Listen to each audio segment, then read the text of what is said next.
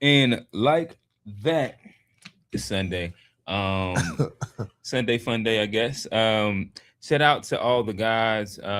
This is the To Be Fair show, guys and girls. My bad. I don't mean to disassociate. You was Um, sexist, bro. yeah, sexist. That's the word that I'm looking for. But again, we back here. As you see, I'm hosting. I mean, Johnny had I think he's recovering. He's recovering from last night. I was gonna come in here and gloat. Listen, my team went 6-1. A lot of belt was handed out last night at game night. Belt, belt, belt. Yeah. Sometimes you just gotta, you know what I mean, like hand a little belt to ass to your little brother. Just and my actual little brother was on this team too, and my little sister. But sometimes you gotta make sure your siblings know they play. Yeah. So shout out Unc. Unc was on the team. And yeah, we was handing out belt. I let Johnny know that I was gonna kind of let him know. I think he got sick of that. Oh yeah, that's what he got sick of. Yeah, hey, happy birthday, Mama Taj. I hate that I missed it. You know what I mean? But it's because I turned the notifications off from Instagram, so I don't ever hear them shit. You know what I mean? So got you. I look at it periodically, and I thought to send it straight to you. But yeah, like the little ones would have loved it. It was family friendly, so we built out the whole little bounce house and all that for the kids. And that would have been cool because the rain. I was supposed to have been taking the kids to the park. So we took them to CC's, you know what I mean? And we were supposed to have been going to Dairy Queen after that and then straight to the park. No, you did that in the wrong. Raining. You did that in the wrong order though. No, you do the Dairy Queen before the park for sure. No, what I'm telling you is that you could do that. The CC should be last. You lead them kids with the itis. That's what I probably should have done. And you lead them kids with the itis. Make it to the park before the rain. You've given them energy for the park. Yeah, that's what I was trying to do. Nah, you let them tire themselves out, then give them the itis. And then that's a long ass nap that they take. Yeah, I should have definitely did the dinner behind it. But you go to the go to Dairy Queen first. Let them get that sugar in them. Let them burn that sugar out, and then you're right. You should have do the food at the back end. So yeah, I'm gonna fix my the way I orient it next time. But yeah, happy birthday, Mama Taj. I hate that I missed it. Okay. With that said, again. I'm Q. Old Head Rim. We have a special guest here good brother with us. I can tell he's from up north by the Timbs on his feet. For sure. I'm allow him to introduce himself. But yeah, special guest, hit the horns. Bam, bam, bam, bam, bam, bam. What's going on, brother? Good day. I'm just happy to be here, man. Sean B.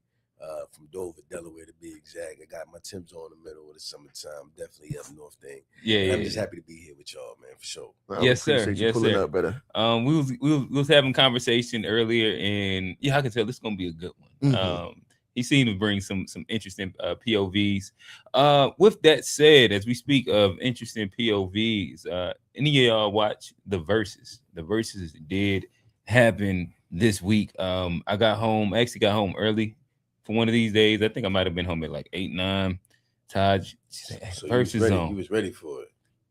I actually didn't know about it. My wife hit me. Okay. And we was both in the house. I just went upstairs earlier. Okay. And she was like, the B2K Pretty Ricky Versus Zone. So then we threw it on the TV as the little one was winding down. I think QJ was inside his room doing whatever. And so we put it on. Yep. So when she says this in your head, okay. Right, what are you thinking as far as the matchup between the B2K and Pretty Ricky? Belt. And I got a meeting. Belt. So it was immediately who putting the belt, or immediately Pretty Ricky putting the belt to P2K. That was, Okay. Yeah. I think that if I would have known about it beforehand or watched it, I would have had Pretty Ricky up. You know what I mean? Pretty Ricky was just yeah. I'm sorry, B2K, like they you got served. You know what I mean? I ain't gonna lie, I fuck with you got served. The girls know these songs, but I like it wasn't for us. But they really didn't. They only had like 1 or 2 big hits. Yeah, I think Omarion did like better pops. After the group was done. Yeah, they had a lot of pop shit, solo. But his solo verses wasn't good either. Oh damn! When he was eating the watermelon, the watermelon dancing and shit. It was. But then he called his brother. I heard him say, "Oh, Ryan." Yeah, he was there. Like they showed him up there. Why was he eating watermelon this time? He left the watermelon out. That's crazy. Oh, but I did send in some memes, and we want to before we get deep, dive too deep in there. We can go ahead and play some of it. I ain't seen none of it, so I think that this would be interesting. Yeah. I mean, I wasn't really a B2K guy myself. I really was only like one album, Pretty Ricky, but I got it in the Pretty Ricky. I couldn't really speak to nothing B2K got going on. Hey, it's something else, bro. Next time, if you do decide to go back and watch You Got Served, probably not, right? But if you did, but the funny thing is you gotta look at the niggas that's not in the middle. Right. The main guy, they always had a dude that's doing the best job at the dance. Right. You gotta look at the niggas on like the side and the back. Them niggas are hilarious.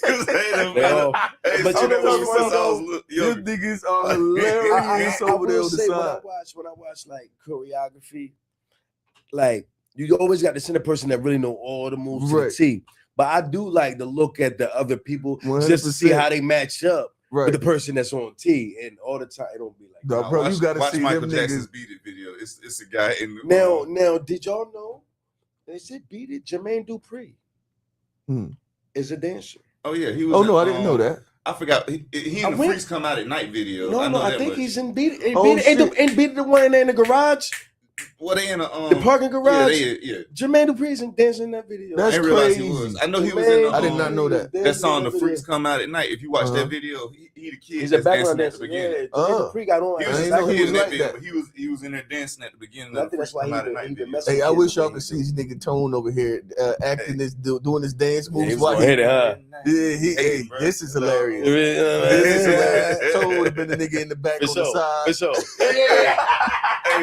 That would have been Tone. But I would have been in the video. For sure. I would have been in the video. So Jermaine Dupri, he was in the background of Beat It. Yeah, run one of them. I think I said two in. Just run one of them.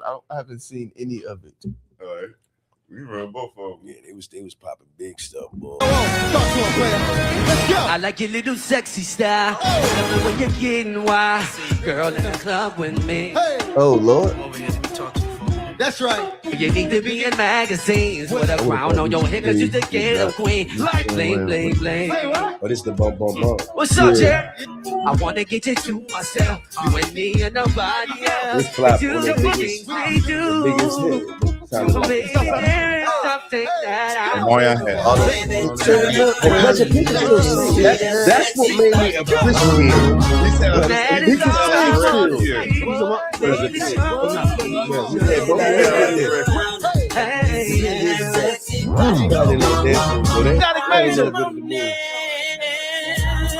Come on. That's just a vibe, bro. So what? And now I'm on the hotline.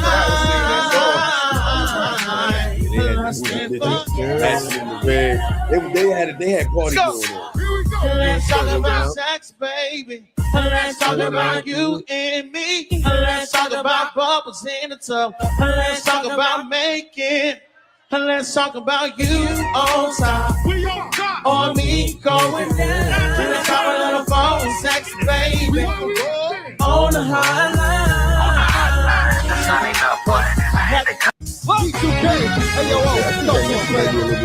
I like your little sexy style.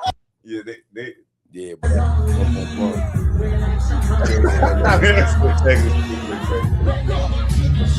Who was that? Baby Blue. He even got big. Baby Blue. Whoa. Yeah, that's crazy. Baby Blue got big. Yeah. The only one not there is Slicker. Okay, yeah, I don't really like remember them. They like the names of the individual. I know there was one with braids, a light skinned dude with the braids. Spectacular. Twerking all the time. Spectacular. Okay. Hey, spectacular. Yeah, no, but without Pleasure P, that group is that's done. P, but even without them, Pleasure P's career ain't the same. It's like no, that's true. Be a group. That's true. That is true. They got to be a group. Yeah, no, I definitely would have gave it to Pretty Ricky beforehand. Yeah, they had it. Because what else other than bump does they had. B2K have as a group? They had that song. No, they didn't. They didn't win nothing. Hey, listen. Now, they didn't win nothing. It didn't matter what they had. What made it fucked up though is that Pretty Ricky like, nobody's singing the words to y'all songs. Damn. Like nobody knew the words to the crowd quiet. Pretty Ricky songs though, everybody sing it. Yeah, they can cut the music off and you can hear the crowd. The crowd still going. Nobody was singing. B2K had. I'm like, who heard this song before? They had that song, which was the one they had that I know that you want this. Like they didn't win. I'm on 38. Only reason I know this song is because at the time my stepdad was a DJ. Okay. And he had the video, so he liked the song. He loved that song when it came out. So we was in the car. He keep playing this video over and over. I ain't never heard a B2K song. That's the only reason I know this song. You heard bum bum bum. That's it. That's it. But he was talking about what was another one? What was this? I need a girlfriend. That was one of their hits. It was on 106. Maybe I think that might. The only reason these songs was hits was because of 106 in part, and it was for teenagers. Yeah. So the teenagers was watching it. But when you grown, all them teenagers grown now. You can still relate to Pretty Ricky. Yeah, you definitely can still relate. Now listen. Pretty Ricky was the soundtrack to fucking Inside Like Cops. For sure. You threw on some Pretty Ricky. For sure. Yeah. That's what they said. You ain't have to say nothing. You just put the Pretty Ricky on and let them do the talking. You put B2K on, I don't know what you feel. Yeah, I never. I was too old for B2K. And Pretty Ricky only had to use their first 2 albums. Like Blue Star, just that one. Blue Star by itself. You feel me? Like what? Yeah, Blue Star by itself. They pretty much just ran the whole Blue Star album. Everybody know every song off of it because they was doing songs like B2K thought people weren't gonna know their songs. Like, no, we know that whole. That shit that was a movement. They had a movement. Yeah, you know what I mean, that was definitely a time. You know, it was a. I remember that. That was a period of time where they was just running shit. Yeah, B2K. I don't know why they did that. They should never do that again. I was trying to think of who B2K should have. Day 26. That would have been about it because I don't know neither one of these. And Day 26, I think like pause. But Day 26 with a smoke. Day 26 with a smoke. Day 26 with a smoke. I would say any boy band. But they did that. That's not it. It wasn't no boy bands after them. Really. Yeah, but then you had to go before them. Yeah, but see, you couldn't do that because they weren't qualified for Backstreet Boys and Sing. They weren't qualified for. They ain't qualified for no 112. None of them. None of them. Like. Day 26. Day 26 is about as far as they could go. That makes sense. And then Omarion still had to bring Icebox in there. Yeah.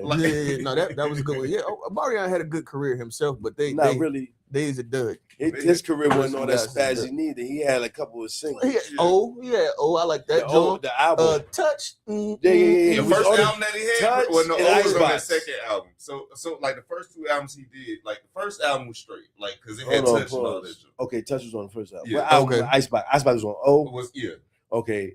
So like the second album, it's just 2 singles, and then that was it. Yeah, that's about it. Like I can't think of really. And then if your shit come close to me, that's the other hit he got. Because you gotta eat the booty like grocery song. Oh, I heard. Yeah, I know what you're talking about. That was a hit with. You be eating the booty like grocery tone. Man, come on now. Yeah, Omarion, B2K. What's he say? Bump was B2K, right? Yeah, that is crazy. Yeah, that's an L. They should have known that going in. They said, but I Pretty Ricky put on a good performance though. They was decent. Normally I don't watch the verses, but they put on a decent performance that made me say, you know what, I like that. That's what Dave said. He said Pretty Ricky and B2K were both what is considered the new age groups, where it's really just the main singer and others for enhancement in a rapper. Unlike Boyz II Men, Jagged Edge, etc., were all singing. They was like choirs. They had harmonic, soprano, alto, tenor, bass. Like, yeah, baby. So, yeah, it actually had different, vocals with it. But with new groups though, it's like singer rapper. Mm-hmm. Like B2K, I listen to B2K. Did Lil Fizz rap? Did any of them rap? Lil Fizz rap, but ain't nobody care about his raps. Yeah, no, I don't know. Like the good thing about Pretty Ricky, I know the verses on them Pretty Ricky songs. For sure, and the raps. Like I'm a young man, grown up. I like to beat it up with legs on my shoulders. I know what you call me. Like that was my Jake when that came out. You don't know the B2K rap. I don't know the B2K rap. So what's the conversation, man? Something lethal like Danny Glover, and that's about as far as it goes. Right. I can't remember which song. That was Bump Bump Bump or one of them. Yeah, I don't know. I told you I watched that video. Like I know it's Bump Bump Bump. That's the only lyrics to B2K. Is my extent of it is Bump Bump. Oh, they had. I couldn't say another one of their lyrics. Do y'all remember that Why I Love You song they had? That's the reason. Listen, Bump. Oh no, that's one of the ones I actually do. That's about one of the only ones. That's about B2K. And Pleasure P was in there singing that though. Yeah. Like when they finished Pleasure P, said, "Can you sing it live though?" Yeah, I think that he started singing this shit. I'm like, "Dang, Pleasure just." Yeah, I think that might have been like the highlight of the whole thing is that Pleasure P calling them out for not singing and then singing their songs as well. Wow. But as we speak of singing other people's songs or taking cues from other generations, Real, I'll toss it to you. What's going on, brother? Yeah, so this topic came up. Actually, I was talking to your son, QJ. This is about 2 weeks ago. I was talking to QJ, and I just wanted to ask him, like, the relationship conversations that we're having seem to be very, very loud. You know what I mean? And I would assume that, like, I guess in I don't know how much what I asked him specifically was how much does he think our conversations are affecting their relationship dynamics. Okay. And his answer, and I want to, kind of get y'all's answer too. His answer was he don't think that it affects it at all. Which I thought that, you know what I mean? It seemingly to me, we're so loud with the conversation and the kids are on the same platforms that we're on. I'm assuming that, you know what I mean, there a lot of their algorithms probably mirror a little, you know what I mean, some of ours as well. When you say loud, what's the message that we're giving for them to hear? Yeah, that it's trash. That was trash. The relationship pool, this whole dating pool thing is trash. Now I'm but also like the role thing, like what the 50-50 conversations and all of these different conversations that are so loud right now. You know what I mean? What do you and I guess what I'll ask is like, what do y'all think the effects will be? I understand him saying that he didn't really see any effects. Let me ask you as far as your input from where you come from, what were you saying for him to grasp, or even what were you trying to pass to him? What was the message as far as how you view relationships, and what were you giving to him? No, I actually wasn't giving him anything. I literally just wanted to just see how because I like talking to him. He gives me a barometer of what the kids are actually doing and talking about. Right. You know what I mean? Even though QJ is also like probably not your average 17-year-old. You know what I mean? That's the reason why I don't mind asking him the question. For sure. It's because I can say, you know what I mean? He's around different conversations. You can see his wheels. Is there an average 17-year-old nowadays? I mean, it is and it ain't. I think it's average enough. QJ would definitely be. He'll definitely be like an outlier. I say kids are always going to want to like be beyond their age, but there is 17s that have like a wisdom where they can sit amongst us and we can have a conversation. And I think that's kind of like what you're saying, with like he ain't your average. Yeah, right. Oh, yeah. That's what I was. Yeah, that's what I was saying. Because I've had quite a few different conversations with QJ, and you know what I mean. The way that you can see that he's thinking a thing through, and he's not. You know what I mean. And he sits and listens very well too. Let me ask you this: so as far as the kids, where do they get what they do from? Yeah, see, the thing is, like when we were kids, we got it. It was a natural thing. You were socializing in person. There was no alternative to that. You were socializing in person, so it was a natural thing. What makes you think that they're not doing that? No, I'm not saying that they're not. But what I'm saying is that we didn't have the additional joint where we could hear adult conversations, because adult conversations was going on. Your ass was getting the fuck down.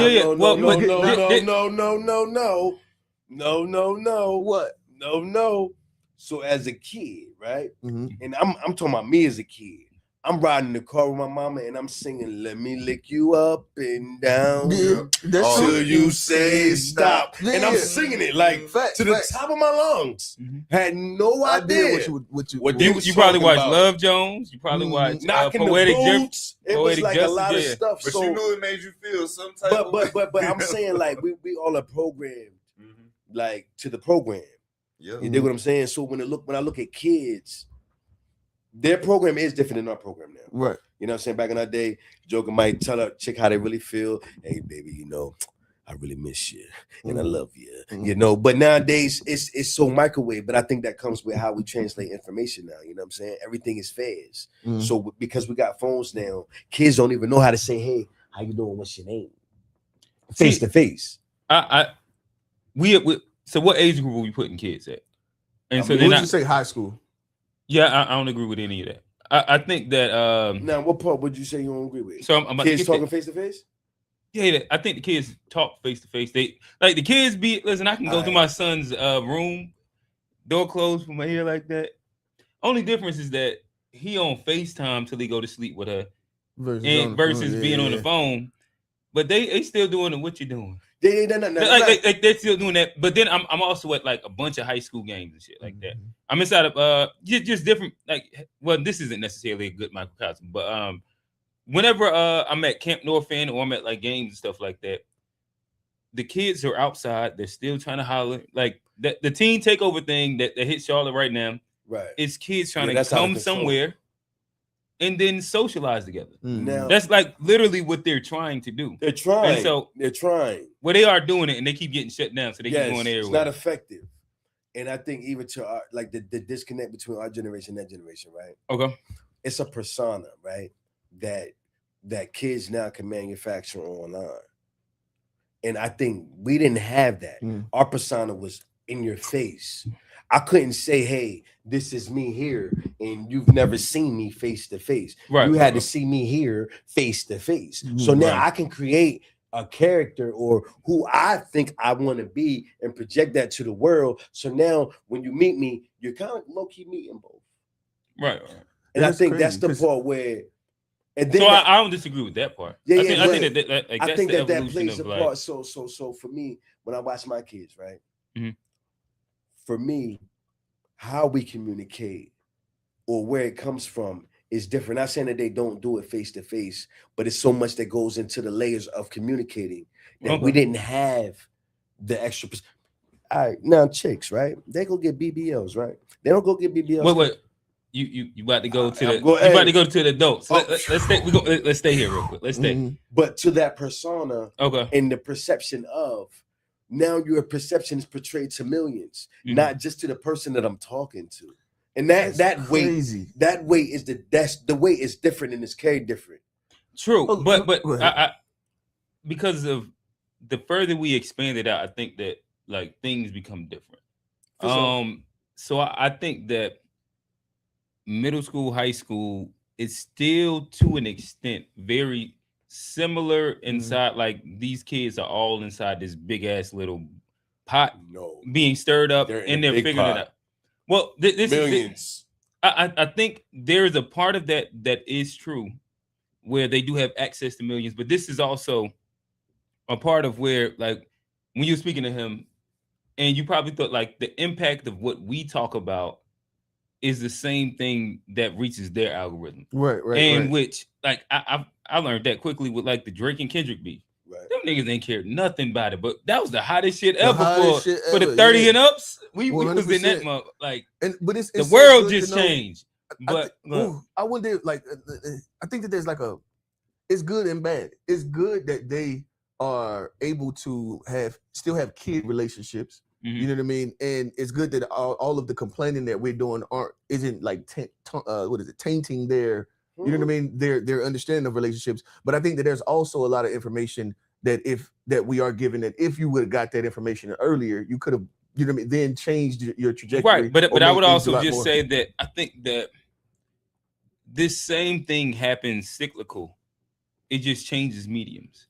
So like these conversations were like, go back and watch like any of the 90s comedy dramas, black comedy dramas. The messaging, my black comedy, like the romantic jump. There you go. Rom-com. That's exactly black rom-com. Yeah. The messaging was exactly the same. And like the whole, like we played the meme on here before when like niggas in the 70s was like literally having these same sit-down conversations. My thing is that generally speaking, youth rebels. And they think their parents don't know what the fuck they're talking about. And you see that generation after generation after generation. And so there's I think if we was to really look at how this is impacting, we'll probably look at like 22-ish year olds, 22, 23. Oh yeah, they're because of like they're probably, even if you went to school, because I think college is its own little thing, petri dish, but it's not the real world. Once you get these kids in the real world, and then they have to like make some of these decisions that are weighed by the relationship conversation. Right. I think that's when you really see it. I think in general, I guess the point that I was making is just they're in such a bubble of figuring out hormones, trying to fuck for the first time. you know what I mean, understanding what like is, and they do have more additions to it. Like they can go on YouTube and check up like pickup artists and shit like that. Mm-hmm. But if you watch, like I have like a bunch of high school basketball boys, and they're watching like these or their algorithm. Some of it will be like based around like these videos of like random party pickups and shit like that. Right. Because they trying to learn the game. No. I'm not. To your point, nothing's new under the sun, and it repeats itself. Okay. So it's the evolution of it, you know. Mm-hmm. But when I look at it, right, and it used to be an old quote, right? It say, "Yo, the parents need more help than the children do." You know what I mean? And when that was said, he was kind of saying like, us as the example setters, we need more help because what they're doing is the example that has been set. Right, they're just emulating. Yeah, exactly. So to a degree, when I look at the kids and how they move, it's like they're moving like us. But with that being said, now I got 4 kids, right? Now, when I was a kid, the things that I could, if I was a kid today versus being a kid then, bro, I'd have been a different kid. How about you? Yeah, definitely. We got away with a lot more, I think, than the kids today are getting away with, because they're getting a lot more supervision. Like parents are like the kids are in the house much more, and they're just, you know, we're like trying to keep them with, like, the idea of safety is like crazy now that we're just like over. I think that we may be just sheltering them a bit too much, and we're stunting a lot of the growth that they're like. Because I know a lot of kids, from what I've seen, most of the kids I noticed, like at the age where they could be driving, they don't fucking drive. Yeah. They don't want to drive. Like, they're not interested. You couldn't, back in the day, nigga, you got some keys in your hand? Mm-hmm. Nigga was out. I mean, immediately, as soon as, it was not a question asked. Like, they're just not as interested in the getting out and what is it, autonomous, like, little, like, even like I got a niece that's like 22. Yeah, but you have to look at that inside like inside like a fishbowl, where they can like, what's changed is that back in the day, you were hindered by time constraints if you had to take the bus. Mm-hmm. Today, that's no longer a thing. So, like, for example, it's a kid that comes in here and trains with me, and he doesn't have a car, but he gets everywhere he needs to be, and it's through Uber, right? In which he comes here, and, like, for example, I think he was asking to work out tonight, but he'll be leaving his job. He work at the Carolina. How old is he? QJ. They go to school together. Okay. So he's 17. Mm-hmm. He works at Concord Mills. He Ubers to work, then Ubers here, then Ubers home. Or if he's doing something early, he's going Uber here. These kids privileged to the then Uber. Boy. In which, I mean, like, truthfully, for him, like, he worked. Like, this is his bread that he's spending. Yeah, but it's just, you gotta think about it, like you said, like, catching the bus. Yeah, having to wait for the bus. Right. Yeah, like that's just that being the norm, like that whole Uber thing being the norm compared to the bus. Right. Crazy. Yeah. But that's what I'm saying, like, the evolution of shit has made it to where it's not as much of a pressing issue to get a car. Mm-hmm. Because if I can, because when I broke down how much, like, money he was spending in comparison to what a car note and gas would just be, it's like, oh dang, I ain't really think of it like that. Mm. But him, like, he probably spent like $400 a month just on the in betweens and shit. Tone he coming through, in the in betweens or whatever. But with that, saying that, I think that technology is advanced to where the need for a car has changed drastically as well. Yeah, but you got to think about it. Like, I understand the need for a car has changed, but that was still like a thing, just driving it. And you also know that just the idea of you driving the car was such a big thing for you. That was no, you know, that's like that super Southern as well. Well, I mean, of course, I understand that. It's a lot of Like said, Unc didn't start driving to the later, but it's because he just said it. He said he didn't start driving until he was 32. Yeah, it's crazy. But it's a Southern thing. Yeah, I understand that. I understand that. Yeah. But just to go back real quick too, one more thing I wanted to say is like, I think that like I'm glad I'm not in the dating market because they said what is it, piss in the water or shit in the water, something like that. I'm glad. But hold on real quick. So the thing is that you remember back when you was in your young love days, you know what I mean, high school, and you was talking to the Jones, like the things that were the requirements then seem to be so much more in tune with like who you are. Now when you say requirements, what do you mean? It was just like the requirements was like your gear. You know what I mean? But more of it was like the conversation. You know what I mean? It was more. It seemed like it was more geared to that than when it didn't in high school. When I would say when the what you could provide wasn't a thing. So like you have like a more. I'm into you because I'm into you. Whereas when you become an adult, now you have these additional requirements that make it. It could be less about you and more about what you can do or how much easier my life you can make my life. Versus but when we were kids, that it was just like a are you saying that that's different now? Organic. Huh? My bad. What was the comparison that you was making at the beginning? No, I was like the idea of I believe that it is different when you add the additional. No. What I'm saying is it's different back from in the day, when you were a child to and then how you if you now were in the dating pool now. No 2 for 1. Right, but I guess what I'm saying is that, or what I'm thinking, I think it's always been that though. Nah. Like so college and under for everybody, nobody cares about how much you make because nobody's making nothing. But then once you get out in the real world, how old are you? I'm 39. So remember when chicks was having that Cheesecake Factory conversation? Yeah. We weren't having these conversations before that. Absolutely true. So now, and I think even for me, it's music that does it. You know, like the medium that pushes that message. So when we was kids, it wasn't about the money. It was about how I made you feel. Be a baller. It was how I made you feel. You know what I'm saying? I can really tell you how I feel. Yeah. You like it's so much. Remember, I was a lover boy in high school. So I was too, bro. I'm writing poetry. Right, but even the song you were saying, when I'm alone in my room, he was saying he wanted to be. He was saying he was broke.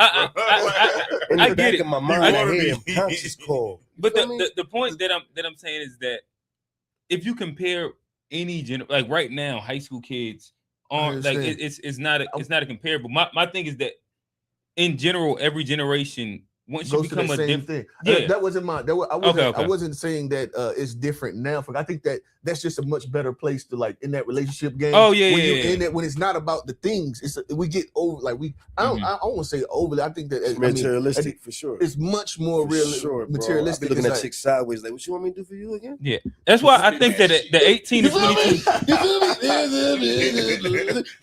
So the music. Hey, listen, that's a fire record. I ain't gonna lie. I'll be riding to it. Finish. Yeah, I think that ain't nothing about no love. Ain't nothing about no genuine connection. I don't even know this song.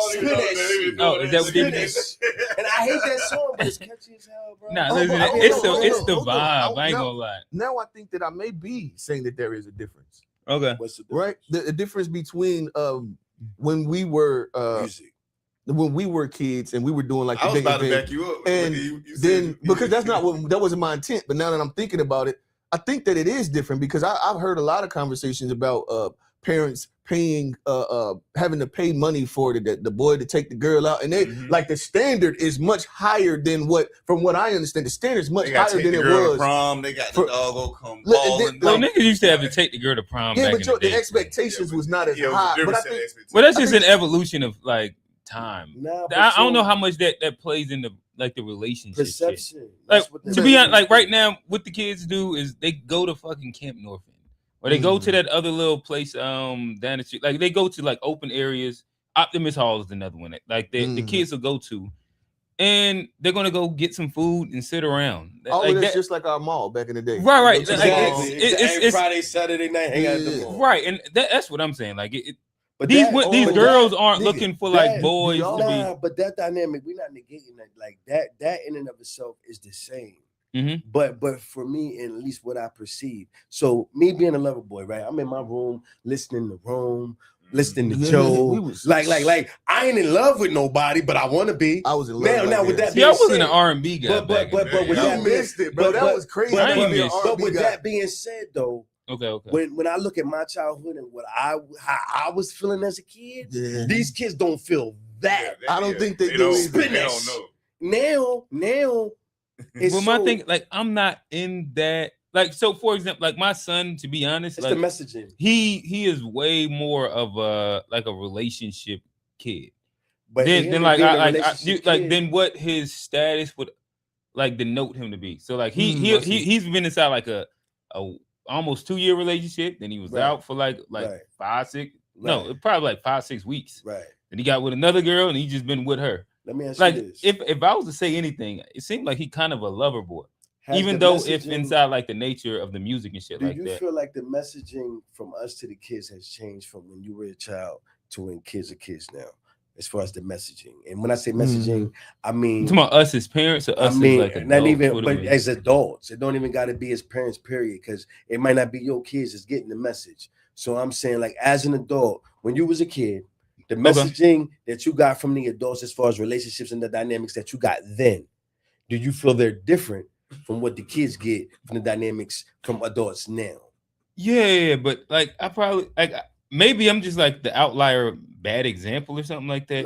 But most of the adults was like on some sow your oats shit. Some of the men, okay. Yeah, like I don't negate that. And today, I think that usually we give like way more nuanced takes and shit like that. I would agree. Like 100%. them niggas was telling us to run up the numbers. Yeah, I think that I'd agree with what you're saying, but I think that for the most part, adults didn't really talk to us at all. They didn't. Like we are definitely we communicate much more with the kids than I've maybe. Ever like seen. I had Unc back in the day.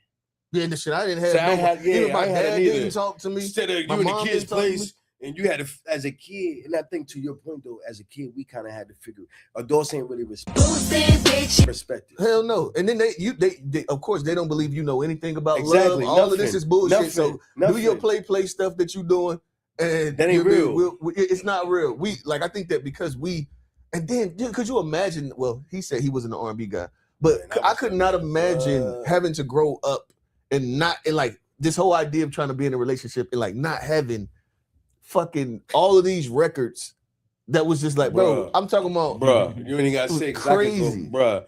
But to that point, when I say like the programming, or at least from what I see from when I was a kid to the programming these kids get as a kid, and I was just on my way to my brother's all-white party, and I'm listening to Rome, and he got a little section in the song where they just begin to talk like, yo, baby, so yeah, this is how I feel. Like for me, so me as a kid, and I'm hearing that, it's programming me to be vulnerable enough to really tell a woman that I love her and tell her how I feel.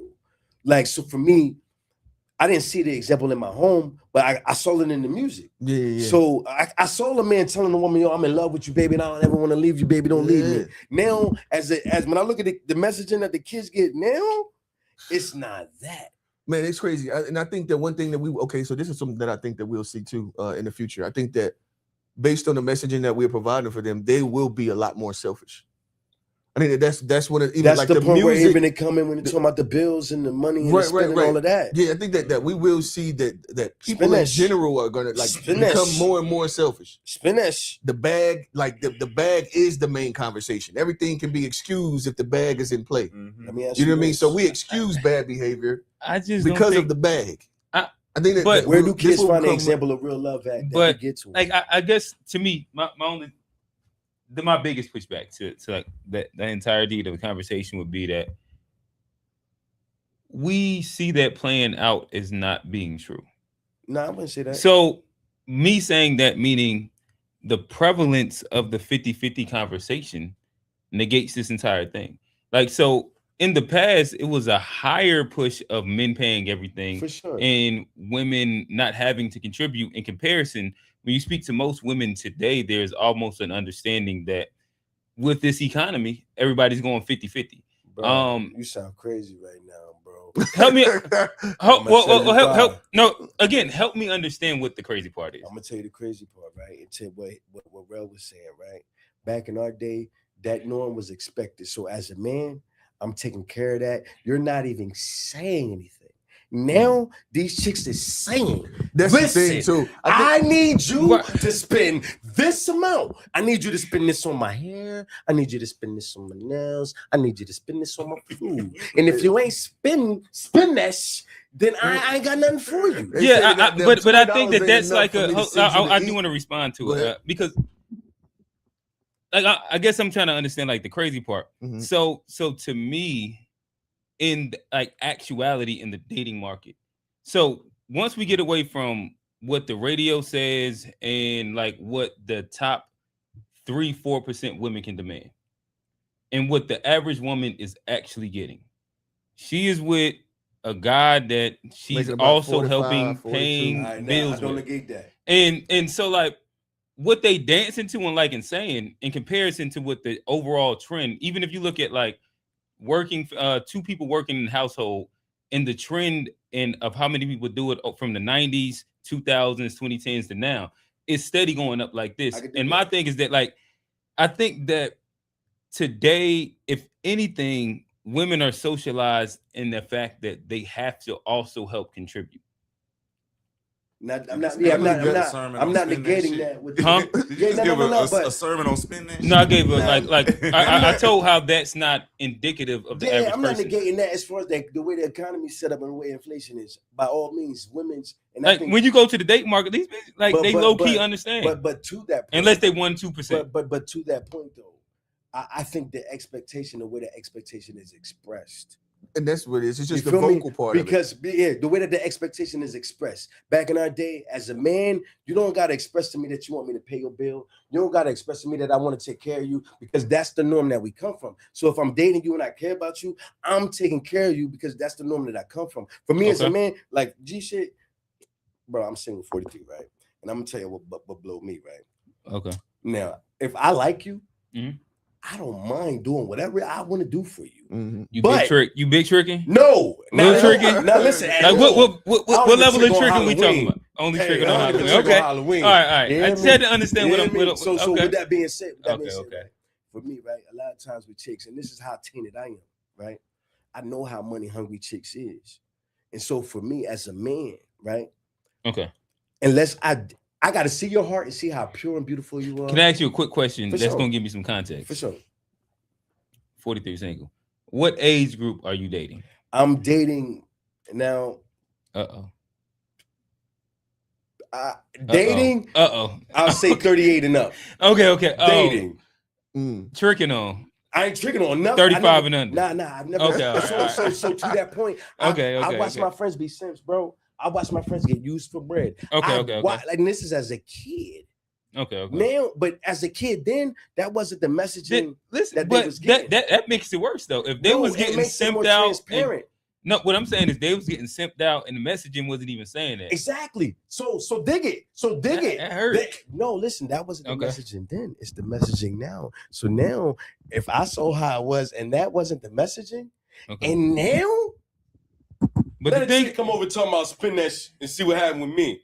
Yeah, she gonna spend it. And we got some comments. Yeah, let's talk about it. Dave said, I noticed the kids now are either extremely isolated or they're quick to lock all the way in with each other. Back then, we would be around someone for 6 months before getting cool with each other. I don't know. I mean, I wouldn't say it's different, but the connection There's to another me one is on different. that too. Oh yeah. Keep running it down. There was Run another that one. Y'all act like Trina, Lil Kim, Foxy, and other artists didn't exist. Mm-hmm. Gold diggers and financial exploitation have been around for forever. Yeah, no. Shout out Trina, Foxy, Lil Kim. That was a shit. But think about how you used to think about the dudes they was referring to with the song. Like I was like, you be listening to the song, but if you ever looked at it from the dude they referring to, like you was like, man, these dudes some suckers. Like for sure. I never thought that shit was cool. I didn't want to be the dude they was referring to. For sure. I don't think that niggas want to be the dude inside the Megan Thee Stallion lyric.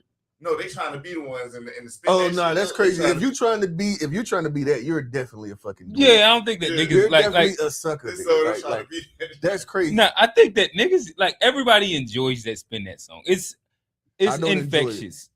My dog, listen, you said you I hate it. You hate it, but you love it. I hate Go ahead and say it. You already said it. But I hate it. It's so ignorant. Just to flip it, pop some tags. Like it has to be. Spin that shit. Spin that shit. Spin that shit. I think I breathed on this. Stuffing that shit in y'all bag. Just to flip it. Got some tags. Girl, going that go y'all bag. Spin that shit. Well, both of Spin that shit. It's bad messaging for women and men in both of them. Come on, scammers. About this later, so we're gonna have this conversation. Trick anthem. Yeah, it's the trick anthem. Big trick. Spin that shit. Hey, I got a meme about this exact thing, so we're gonna have this conversation. Ain't no different than balling. Niggas is throwing money away for nothing. But I ain't gonna say the money throw away for nothing. I'm saying it's the expectation. The women are expecting you to spend that shit. All right, so let me ask you this: 43 dating market single for sure. Are you running across women that's asking you to spend that shit? Now, see, I'm gonna say, when you say running across, I'm not the type to really go out my way to like pursue a woman. You know what I'm saying? And the women that come within your peripheral. No, they don't. I don't even detract. I don't even. But that's what I'm saying. But that comes with how I project myself. I feel it because like I say that too. Like women none of the women to spend that, they're not even gonna come close to me because I'm not even gonna tolerate that energy around me. I ain't gonna lie. Don't look at me like if I'm looking at you right now. You got the watch. Listen, got the Timbs. Listen, niggas from up north. I want to treat you to dinner because I think you're a beautiful guy. And when they say it, I'm gonna go to dinner and I'm gonna pay for it. That's what it takes for me. As you should. Exactly. But I need to understand it first. Let me land the point. What I'm saying, they see the watch, got the Timbs. All right, they like he from up north. Chain. We know up north niggas big tricks. Listen, bro. I don't know nothing about that. Hey, listen, that is hilarious. That brother's down south. I don't know nothing about that. Okay. I get tricked on. Like, I'm not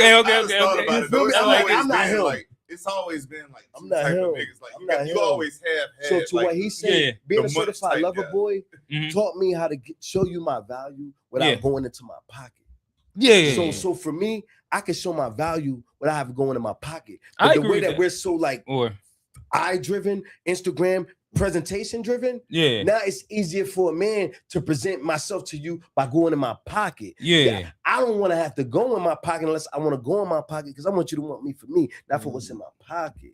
And I think nowadays everything is so superficial and materialistic that to even get to that or a certain caliber abroad, you gotta go in your pocket.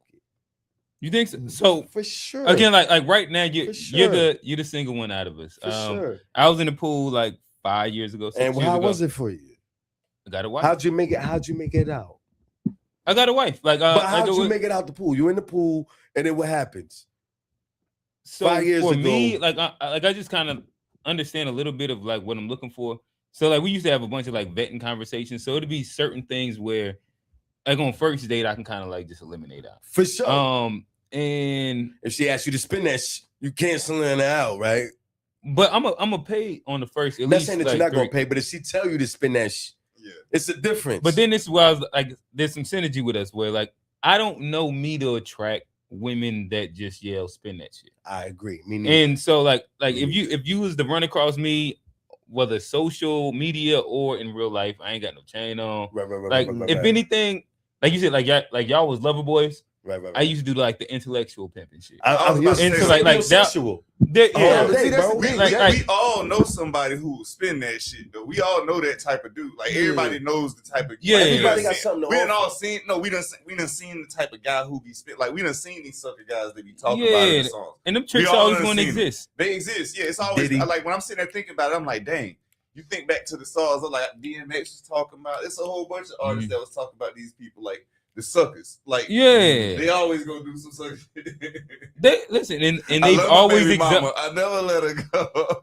I'm tired of weak ass niggas crying over pussy. They don't like it's the same type dudes. For me, I be feeling like it's a disconnect. I did a project when I was in college. Okay. I was a mass comm major. Okay. And we had to do a final project on how hip hop influences the way we talk, dress, and male and female relationships. And my part of the project was exclusively how hip hop affects male and female relationships, right? And I went to my professor and I'm like, yo, well, like, how do I quantify this? How do I say explicitly how this affects it? You know what I mean? And for me, he's like, Sean, you're gonna need some statistics. You're gonna need a way to show this. And for a minute, I couldn't think of something to justify how it affects it until I looked at the HIV status of the Black community, bro, and how sexually dominant our music is. Even when I look at, so as a Black kid, I went to a HBCU, right? What school you went to? I went to Delaware State University. Oh, Delaware. Okay. So I go up to UD where all the white kids at, right? Now I do poetry. So they had a poetry organization up there. I'm out there, but I'm hanging with the white kids. Now, as I'm interacting with the white girls, me just saying hello, how you doing, made them look a little bit apprehensive. As Black men, our pursuit is a bit more assertive than a white man's. They're more passive in their pursuit of a woman. And it's so much, and as a kid, it's so much in our culture that's sexually dominant versus their culture that it makes us away. And for me, acknowledging that and seeing it, like, yeah, and I'm not going to debate. I definitely think that our culture is definitely over sexualized. Fat asses, BBLs, all that shit. Yeah, no, definitely. And it's more dominant to me now than it was like I feel like in the music we have values. So the messaging and the medium, even though adults would intentionally be like, yo, go in your room.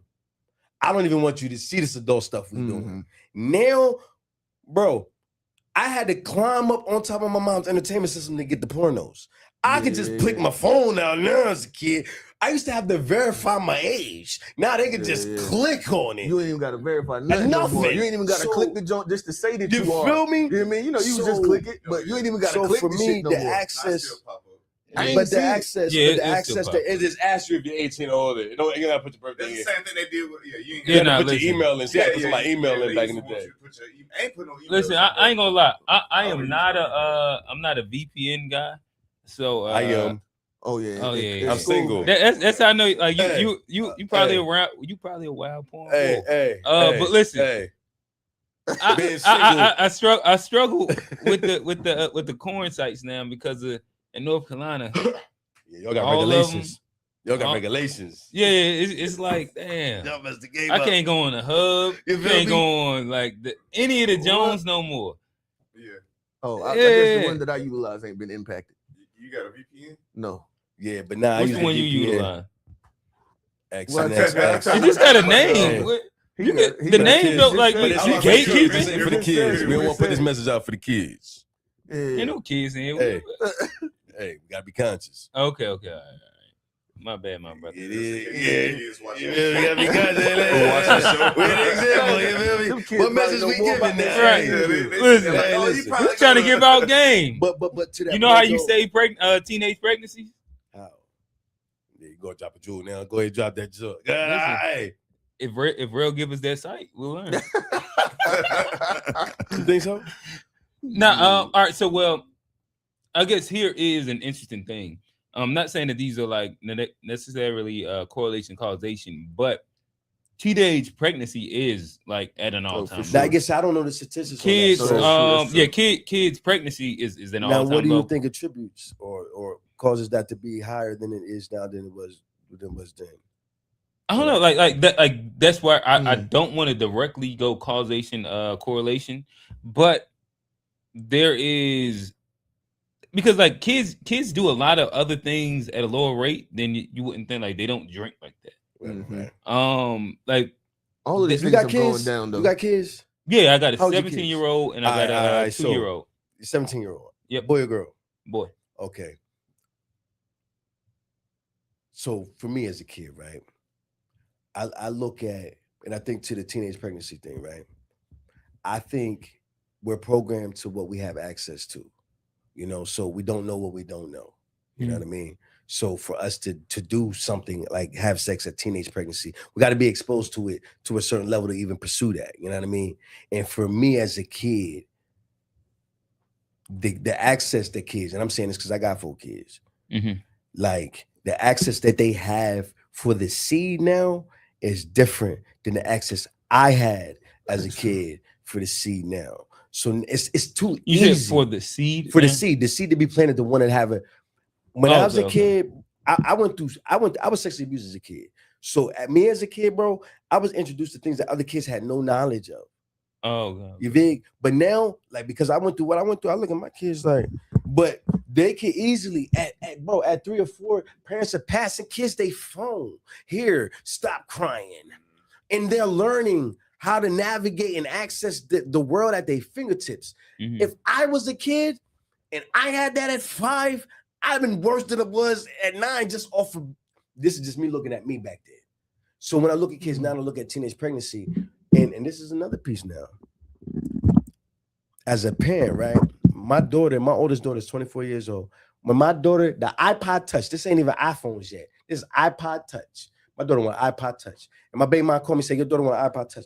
I see, I get an iPod Touch, but I don't put this spyware and all this stuff on her iPod Touch so I can see what she into. Mm-hmm. She's like, nah, you're going to be invading her privacy. You don't got no privacy. Now, but to that point, though, kids nowadays, they do to a degree. And the things that they have access to without us acknowledging it, I knew what I had access to without my mama knowing. Now I look at kids now and the free access of it. So teenage pregnancy to me now is conversations that we're not having with kids, but they have access to things they even want to do that. And I think I would assume that if I'm at 9, I got my brother, my younger brother got a daughter. She's 9 years old at fucking 5th grade, yo, bro. She's sending porns to her friends, and it's like, you said what age? This is 9, 4th grade, 5th grade. I was about to say, I think that's the difference. The access makes you wonder about it less. Like, I think that's what's happened, like, partially. Like, part of what made you jump into doing stuff early or even want to do stuff is, like, the wonder of what it was. You didn't get to just go see it real easily. So it's like now they see it so easily. I think it's like it's like the same thing as, like, if you just long standing watching porn and you ain't having no interaction with nobody. Like, I think partially they scared to do anything, like, to a degree. Like, or it's like and they don't really have as much wonder about what's going to happen because you can see it like that. Like, you got access to it like that. And I think it also goes back to what I was saying earlier too about, like, we are overseeing our children with much more intent now too. They don't have as much, like, nigga, I was on a bus riding the bus going across town. You hear me? Transfers. Like, I had a lot of time to where I could make something happen. Mm-hmm. They don't have as much unsupervised time as we did when we was kids. You go outside, you out there all day. Mom Dukes don't know what the fuck you doing all day. At all. Yeah. You come in smelling like outside and when the street lights come on. You know what I mean? You've been outside all day, little girls running around, a whole bunch of you had access. Like, now we're like very much more supervising our children. And I think that right there also plays a part of it. But I don't disagree with what you said too. It's like when something is when it's already around you, you know what I mean? It's not like there's not an excitement piece to it, or this, your brain doesn't wander so much on it, and, like, you know what I mean? It's not such a big deal for you. So you know, I think that there's a part of the reason you're trying to get the girls because you wanted to see what she got, because you can't just go see it. So it's like, well, dang, I want to see what she got, or you got to see it one time. It's like, oh, I got to see that again. Like, so like, you know, it was the wonder of different stuff. Or I got to feel that again. Like, now you just can go look that jank up. Yeah, I also think that, like, the repercussions of said decisions is so in your face, because we actually had a generation where we get to see what the consequences of said lifestyle choice was. Mm-hmm. It's like, yeah, I don't want to be that for sure. Yeah, you know what I mean. So we can identify it because of the fact that we had it was so prevalent during the time. Yeah, and then you can talk about a whole bunch of shit during that time period, because, like, my mom had my brother at 15. Right. You know what I mean? She had my brother at 15. And yeah, so, like, that was a whole thing. So what would you contribute, especially, like, as far as, like, teenage pregnancy and just kids? Because for me, the sexual drive now to me is higher now than it was then as a kid. And I'm saying it from an exposure level, but I don't really know it. Mm-hmm. You know what I'm saying? But if to teenage pregnancy part, for me, it's like, now, if that rate is higher, what is causing the kids to go more down that route now than it was. Oh no, they're going less. It's going down. It's going down. It's going down. It's at an all-time low. Okay, I thought it was going up. No, it's going down. Okay. I was thinking about when I was a kid. I'm like, it was Freak City. They were selling us sex and everything. Like, they were selling even Nickelodeon. Sex. They were selling love making. Like, it was all love. Yeah, they're love making. They were selling sex too. It was a lot of sex. Just like, but yeah, you had all the different rounds. Oh yeah, listen, your homie was going to shame you. You was one, yeah. Any year past 14. Oh, you was a virgin? And you was a virgin? Oh yeah, niggas just lied. Yeah, niggas, I didn't know. Niggas had to get that lie off just to get niggas off their back. Because I didn't know. And it was like, people used to be picking on me about this thing. And I'm sitting there thinking like, that I'm trying to now I gotta get this now. Yeah. So I'm like, meanwhile, y'all lying. Y'all ain't even actually ever got nothing. Yeah. No, for sure. Yeah, that girl was always the girl from the other school across on the other side. You had to catch that bus for. Yeah, no, that's crazy. But I think what y'all think? Any more comments and then what? Oh yeah, and then we can kind of get to the... let's see. We'll start from here. When he said dating, it made me think of R. Kelly when Gayle King asked him about the age. I feel what he said. That was early. That is the most ratchet song in the world. When you say teenager, what do you mean by that? That's pretty much what R. Kelly said. He was like, "Oh no, that nigga crazy." That nigga listen, he was cool with them 1918. We ain't gotta. But go ahead. This dude told me the other day that it's easier to trick because when you're in a relationship with that woman, you have to deal with her pain and ass behaviors. What's y'all's thoughts? I listen now. 43 being single, and I'm not a trick though, so I deal with a lot of relationships are transactional, right? That's how I feel, And I had a chick tell me one time, fair exchange, no robbery, right? Okay. So in any relationship, if I'm giving you something that you value, and you're giving me something I value, we're even. Yeah, even swapping those. Yeah, can I ask you really quickly as you continue to expand upon it? This is my first time meeting you. For sure. She say, a fair trade is no robbery. Fair exchange, no robbery. What made her say that? So when I met Shorty, and this is just her specific example. Okay. She was telling me, "Hey, this is what I'm looking for from you." Okay. Right? She let me know that. I'm saying, and I was like, "Hey, spin that shit." No, it wasn't spin that shit. Oh, okay, definitely. It's never that. Okay. I'm gonna tell you, beat it. Like this never gonna work for me. Mike Jack on listen, that's never gonna work for me. She was telling me, "Hey, listen, on Wednesdays and Saturdays, I need some, I said, you know what? If I'm free, I got you. Fair exchange, no robbery. So in that relationship, the value proposition came from that. Now, in any relationship that we have, it's always a value proposition. Yes. So whether it's money, whether it's time, whatever it is that person values that you give to them, that's what comes in that exchange. Yeah. So for me, approaching relationships like that, one, I got to know what I want from you, what you're capable of giving. Then it's two, what you want from me. And as long as that matches up and that balances out, we don't got no problems. But what I will say though, as a single man at 43, I have discerned to tell what chicks have what it is that I need and what chicks have what it is that I want. It's two different things. You dig what I'm saying? Now, the chicks that have what I need, we can work through some things. I can spend some extra time. I can nurture this relationship in a different way than a chick that has what I want. Let me ask you this. Could you break down currently 43 single, dating, figuring shit out? What's your wants and needs? So if you was to say like a chick that has what you need, give me like 3 bullet points, and then a chick that has what you want. I can give me. All right, give me 2 on both sides. All right, so I was having a conversation with your boy Cuff, right?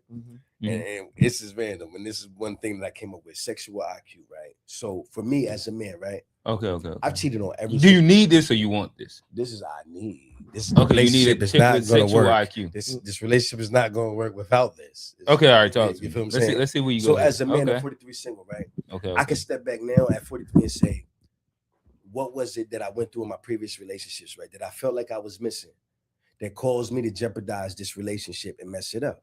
Okay. Now, when I reflect and I look back, I physically cheated on every girlfriend I've ever been with, bro. But every girlfriend I've been with has been a beautiful woman. They love me in ways that I needed. But I realize as a man now, I might wife you up because you're a beautiful woman and you got all that emotional intimacy, but you don't got the sexual side that it is that I need. And a part of me never acknowledged that or even presented that to a woman. I just know you're a beautiful woman. So like you really want like an ugly freak? No, I don't want an ugly freak. But then like her sexual IQ is high enough to give it to you. Now listen. I need a beautiful freak. What? Clearly, but you said you cheated on all them beautiful women. Yes, I did. Then you got to go outside the box though.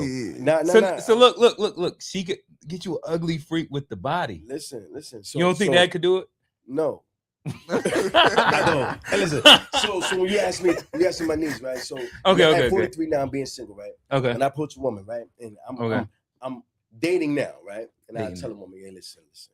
I got two main buckets, right? When it comes to relationships that'll make me feel safe enough to commit with you, right? Okay. And one of those ones is the emotional intimacy, transparency, how vulnerable and safe I feel around you emotionally. I need that. Okay. So it's a certain level of attentiveness and understanding that a woman has to have to even secure that space. They be like, oh, I love that. They love that. They love that. Listen. Go to that. What's that second button? Now on the flip side, it's like, yo. Yeah, here it comes. Your pussy gotta be like. I knew it. You know what I'm saying? Like, no. G shit. Go ahead.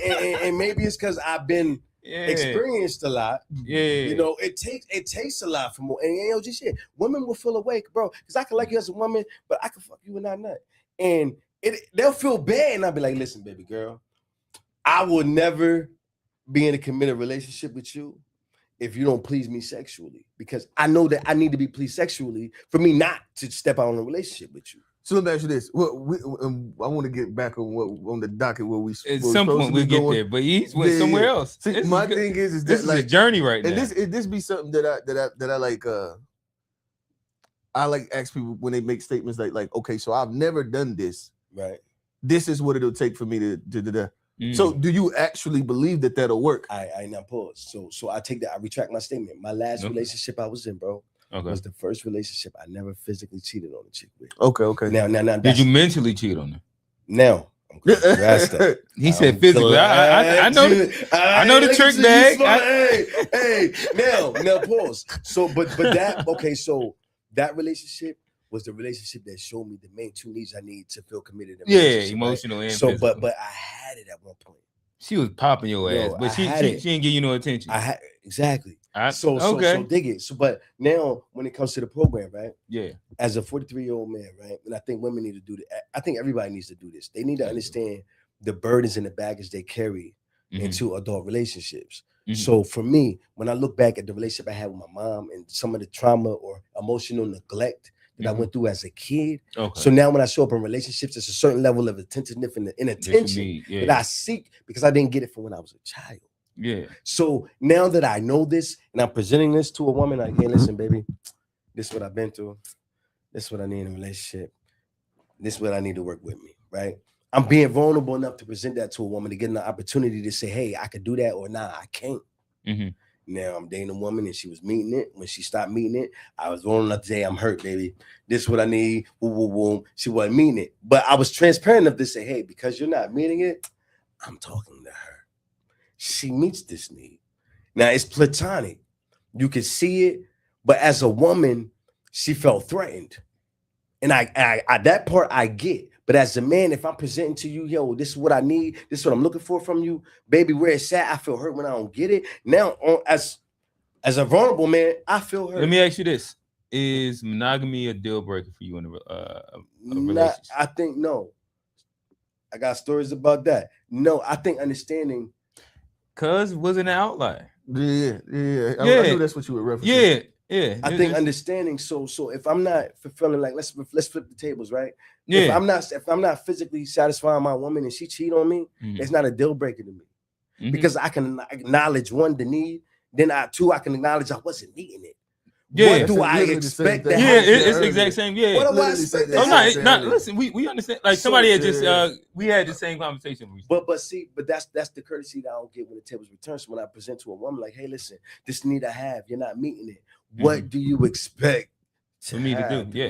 Like, you dig? So yeah, I mostly cheat on her, and I told her I mostly cheated on her, and she went and cheated on me physically. Oh, and I didn't even cheat with the good box too. You feel me? Hey, listen, don't do it to me. You feel me? Man, you can't cheat with the good box, bad box. Yeah, all right, whatever. But I can say this though. I've never been, for me, and I think this is why I don't. it's not a deal breaker for me. Okay. I realize that connections that people have are individual, so I never feel threatened by anything else, that a relationship that she can have with another man, because it's not me. And a part of me. Let's slow down for a second so I can understand better. You said connections are individual, right? So a relationship that a woman can have with another man doesn't threaten you. Expand that a little bit. By that I mean everybody holds their own space in anybody's world. So you're cool with like your old lady, she having like straight masculine men friends, like her best friend being like a masculine man. I don't feel threatened by anything that she has, but I will say this. Okay. Because I desire to understand, let's say hypothetically speaking, right? You are friends with and you friends with my girl, right? Now, if me as a person, if I feel bothered by it, one, I'm gonna learn why that relationship even exists. Okay. What value do you get from this relationship that it is that I don't have? Now, two, if I genuinely feel a way about it, I'll peep that value. I'll put that value on top of my value. Then my value outweighs your value, and you're out of here, Jack. That's how I move. I use it to learn. What if you did like the Shang Tsung, you took his value, but then she still wanted to keep him around? She would, because she would feel like it's a waste. And that's how most women feel. That's why I don't trip. They'll do it and then be like, damn, why I do that? That was stupid. Okay. For sure. And it's because of that approach. You dig? So for me as a man that's cheated on women, I could tell a woman like, yo, me being single, I got one chick that I fuck with emotionally. I got one chick I'm just having sex with. Now, my needs is met, but it's two different women. Now, the two different women feel away because this one ain't getting this and this one ain't getting that. And if I was a trick, I could just say, hey, here's spin that and I was good.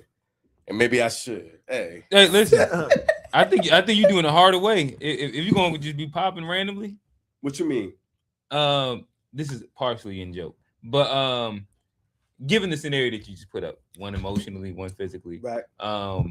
If you just spent that shit, right, you don't have to personally engage in any of it, and you get the freedom of movement. I agree, but because I've never my value to me, and to me, money takes away the intimacy and the connection that I could build.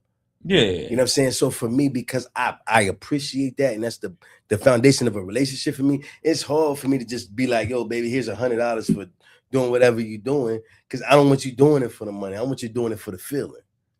You feel what I'm saying? So I've never been that guy that's been able to do that. But I gotta find that. I gotta find a budget when that fits in my budget. As a 43-year-old single man out in the I gotta find when it fits in my budget. Because to your point though, I think one of the things that I experienced, and this is transparent, right? Okay. I think a lot of times people, when I look at myself, right, and I meet a woman, right, I could say, hey, she'll say, hey, this is what I'm looking for. And I could look in the mirror, I could say, you know what, I can meet that, or I could say I can't. I think a lot of times with a woman, women are coming to me as if they have everything that's required and that I'm asking for. And I know as a man that I don't. So I'm looking to learn and grow. A lot of women that I meet think they have it all. Then they'll feel away when I'm saying, hey, yo, baby, listen, you're missing a couple pieces. This is what you're missing. They'll feel offended when I even tell them that they're missing it. So now they don't even understand how to get it, what it is that they thought they already had. And since now they want to have an attitude because they thought they had it, I'm going to go ahead and just get to what's missing over here and be good. But you think that if you think that she don't think she got it figured out, they do. When she come in, you can't convince her that she ain't fire. I should be the only woman. She got the best box. You feel me? And listen now, let's not listen. Regardless, now I would say at 43, I don't play with women. I tell a woman, yo, your box it ain't that. It ain't that. And that's hard for a woman in here too. But at 43, in the mileage that they be at, it don't be that. It don't be that. And I tell them it ain't that. And it can never be because it ain't that. So wait. He just he keep giving us. That's why I want, because he talking. That's the way he talk. It's so easy to keep the conversation going with him because he gonna. Yeah, man, he gonna drop another one out there. It's easy to keep going with it. What's that time frame? Man, y'all never mess with chicks that ain't had bad box, and you had to tell a chick about their box. That's what it is. No, I just stopped messing with her. Hold on now, pause. Now that's so shallow. Now I'm gonna tell you me. But that's okay. The thing is that, like you said, you got two. So things. you would cut a chick off because they have bad box, but they got a great personality and y'all connect on an intimate level and emotionally. Yes. Cut a chick off because her box ain't where it need to be. Yes. See, I need to learn that. Yeah, I think that's fair because like I look at like past 27. So you were all or nothing guy. Well, past 27, I've kind of like been closer to that where I've just been inside more longer term relationships. So whether it's like 2 year, 3 year, 2 year, 5 year, 7 year, whatever, right? And so one of the tests have to be, do I enjoy having sex with Facts. And because of like if I'm gonna marry you, then I have to enjoy the box, and then like we can find like dynamics and things that make it fun, but there has to be a baseline of enjoyment. So let's say you said hi. Let's say y'all dating, right? Okay. And y'all having a good time, and you like who she is, and she's a beautiful person, and you loving who she is, right? But out of a 10, the box might be sitting at a 6, right? How do you, or what's your exit strategy to that situation? There, she's a beautiful person. Yeah. Do you ghost her? Do you block her? Like, how do you get up out of that? Like at what age did you figure out like that ghosting wasn't the right way to go about it? No, ghosting is effective. It's definitely effective. It's the best measure. It could be effective, but what do you do? But you asked your moonwalking. Like if I'm not, I ain't even moonwalking. I'm gonna answer your question as direct as I can. Because you put more variables in it. I put that too. You dating her? No. Listen, you said y'all feeling each other. Yeah, she's a beautiful person. But if the box is only at if the box is at a 6, I think that's manageable. A 3 box is unmanageable. No. Like this is where it starts changing. Okay. No, you know what? You're right. What it is that it I can manage a 6. Okay. What comes into question is like how high on your scale is sex. Okay, that's good. Yeah, and I can manage a 6 box. Okay. I can manage a 6 box, but it's only because you loaded it with 5. You said she looked good and 5 personality. Else. Yeah, I can manage a 6. Okay. So let me ask you this. 3 box now. Okay, so personally, intimate level, y'all on a 9. On the intimate emotional side, right? Yeah, emotional. She got a 3 box, right? At what point? Because I was engaged to a woman. What she look like? She beautiful. I was engaged to a woman. So she beautiful, emotionally attentive, but 3 box. But you know you're gonna be out here like, yo, I gotta fuck some other bitches. But like, is it she got like low box IQ? Or is it that she just got like dried up? Like it's all of that. It's a collective. Oh, it's so she ain't. It's not something to be. So she ain't popping it. It's not teachable, bro. Let me ask you this: do she use teeth? Yes. Yes. Wow. Listen to me now. Listen, bro. Listen to me. I was engaged to a woman, bro. Okay. I'm faking orgasms, bro. Okay. Like, you must still be there. That's all crazy. Bro, I'm faking them. You must wrap this up. That is crazy. You must wrap this up, bro. Listen, ain't no reason for you to be in a relationship. Like, bro, it's cold. But listen, ain't no reason for you to be in a relationship. No. And still be using a condom. Listen to me now, but I'm telling you, as a man, right? For me, and maybe this is part of my programming. Maybe this is part of my programming. That's the only way you can fake it. No. Listen, dude, that's crazy. For me, I put so much value on the emotional side. Because to me, sex only lasts but for so long. So when you're looking at the trajectory of a relationship, the majority of our time is going to spend outside of sex. Okay. So if I'm looking at the time outside of sex, yo, you got that. But this other sex, you don't. Because of that, I might step outside here for a little bit of time, but this little bit of time is going to jeopardize all of this time. That be the piece. So it's like, yo, you got everything I'm looking for in a wife, but your pussy whack. Yeah. And you either got to you got to change your standards. And this is the thing. Okay. You should know your pussy is whack. This is the awareness and the looking in the mirror. Bro, they don't. Now I gotta tell you.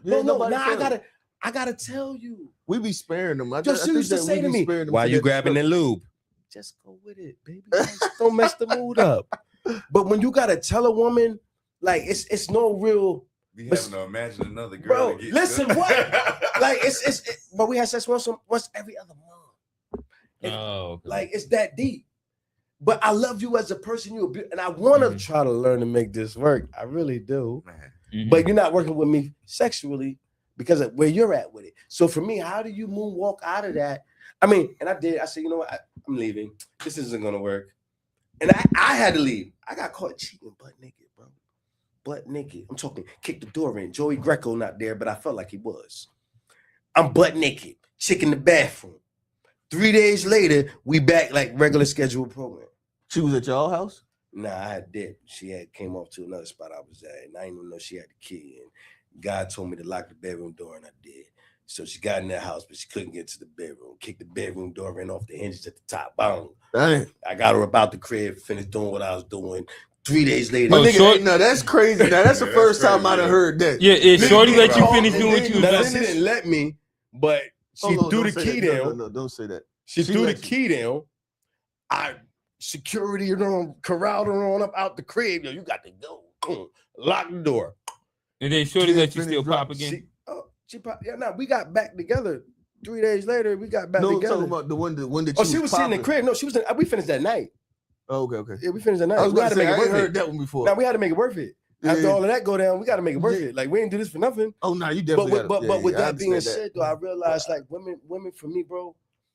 As if I'm responsible enough for how I treat women, it's like, yo, I could get away with murder, yo, just off of the emotional attentiveness that I show to a woman.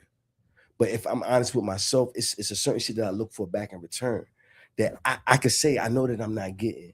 I know I can give you what you want, but are you going to be able to give me what I want?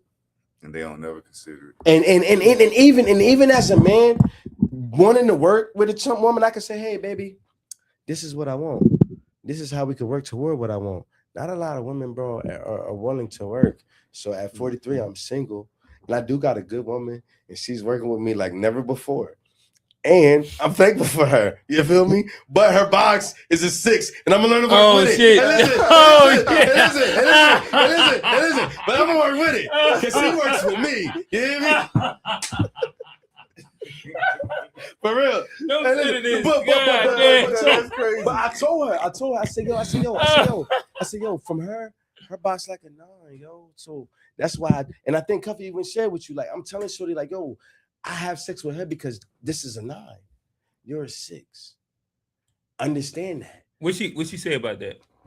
Now, it's what she say about it, how she feel about it. Both she don't really say much about it per se. You just told her like, I gotta fuck her because she a 9. Yeah. I tell her like this chick over here meets my. She has the sexual IQ, and that's where the sexual IQ part came in. Like how you show up in the bed. You trying to be slick with it? No. I'm trying. You throw IQ at the end of it. No. I already know it. But that's a real thing, and I didn't really realize it because I know how I show up. I have a high sexual IQ, so physically I'm gonna please you, but. Some women just come to bed, and it's like you ain't got to give us examples. You feel, and I ain't give you no examples. I can't example that. But psychologically, it's a mindset. You know when you coming to put it down, and you know when you can't put it down. It's some women that just show up and wait for me to put it down. Okay. And for me, it's like, I need you to put it down. I'll put it down so we can put it down. Put it you down. Feel me? But not a lot of women had that. Yeah. At least in my experiences, and the women that have it, they be toxic as hell. And they don't even qualify on emotions. Oh yeah. He preaching. Well, That's how it be. So now I gotta use you for this and I gotta use for that. But my boy asked me, do you wish you had one woman that could do that? And genuinely, bro, I wish, and I'm getting there. It's a journey. But I want a woman where I could say, hey, listen, these are my needs, and I can see that you're going out your way to meet them. And I think needs change. So over time, things change. But just knowing a person has the desire to do that, because in any relationship that I form with a person, I'm going to want to understand how I could be better for you. And let me ask you any this. Relationship. Do you think that there's a world where like a reformed smut could be like your ideal girl? Listen, yes. Okay. I do.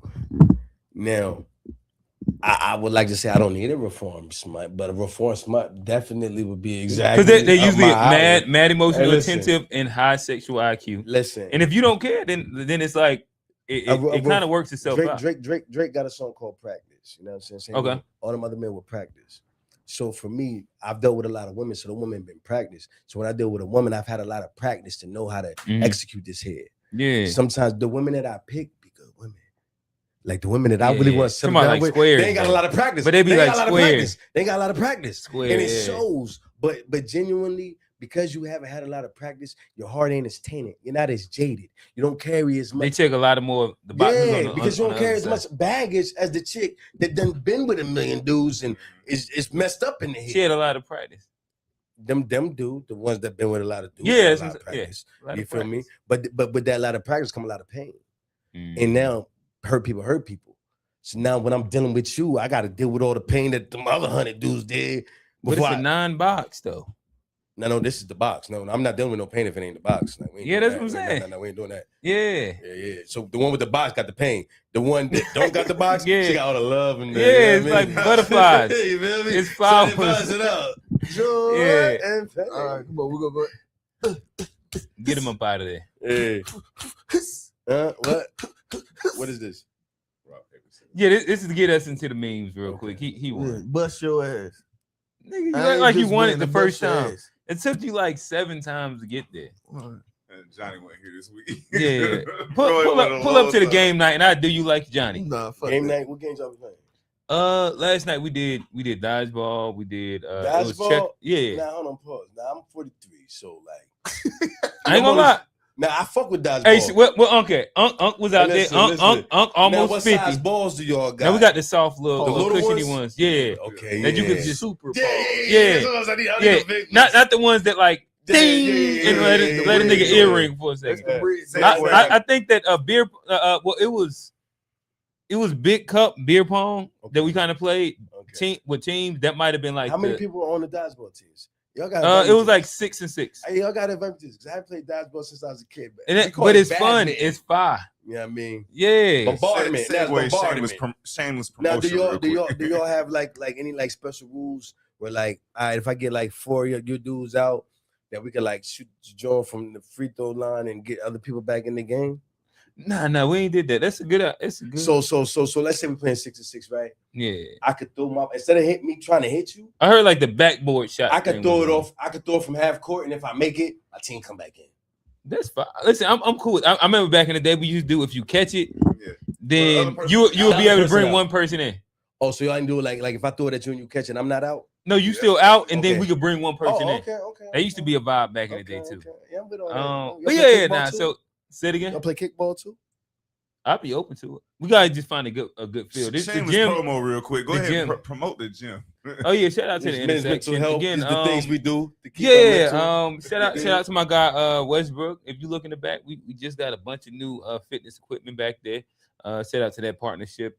We got 3 basketball goals. We play a bunch of different versions of games here. And if you want to look as nice as we look right now, we got 2 podcast studios in here. We can get that popping as well.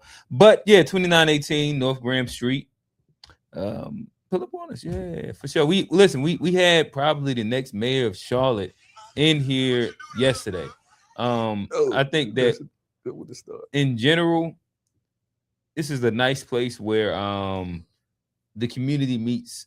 Whether again you're a politician, you're an athlete, you're a parent, you're a mom, you're you real. You know what I mean? And if you got classes, they got good prices. You do classes, they got good prices. You trying to have a game for an hour? Yeah, he got good prices. He's not taxing. He got great prices. Yeah, I ain't taxing. He ain't taxing. If it's a 6, regular. If it's a 9. Now let me stop. Go ahead. What you about to say? Now we talking. Hey. Y'all want to laugh first, or y'all want something a little bit more serious first? Shoot at us, brother. All right, fuck whatever one comes first on the go to the one with the dude, the peanut head dude. Keep going up right there. Oh man, this is for Bo right here. Come on, bro. What you do to her, bro? What you do to her, bro? What you do to her, bro?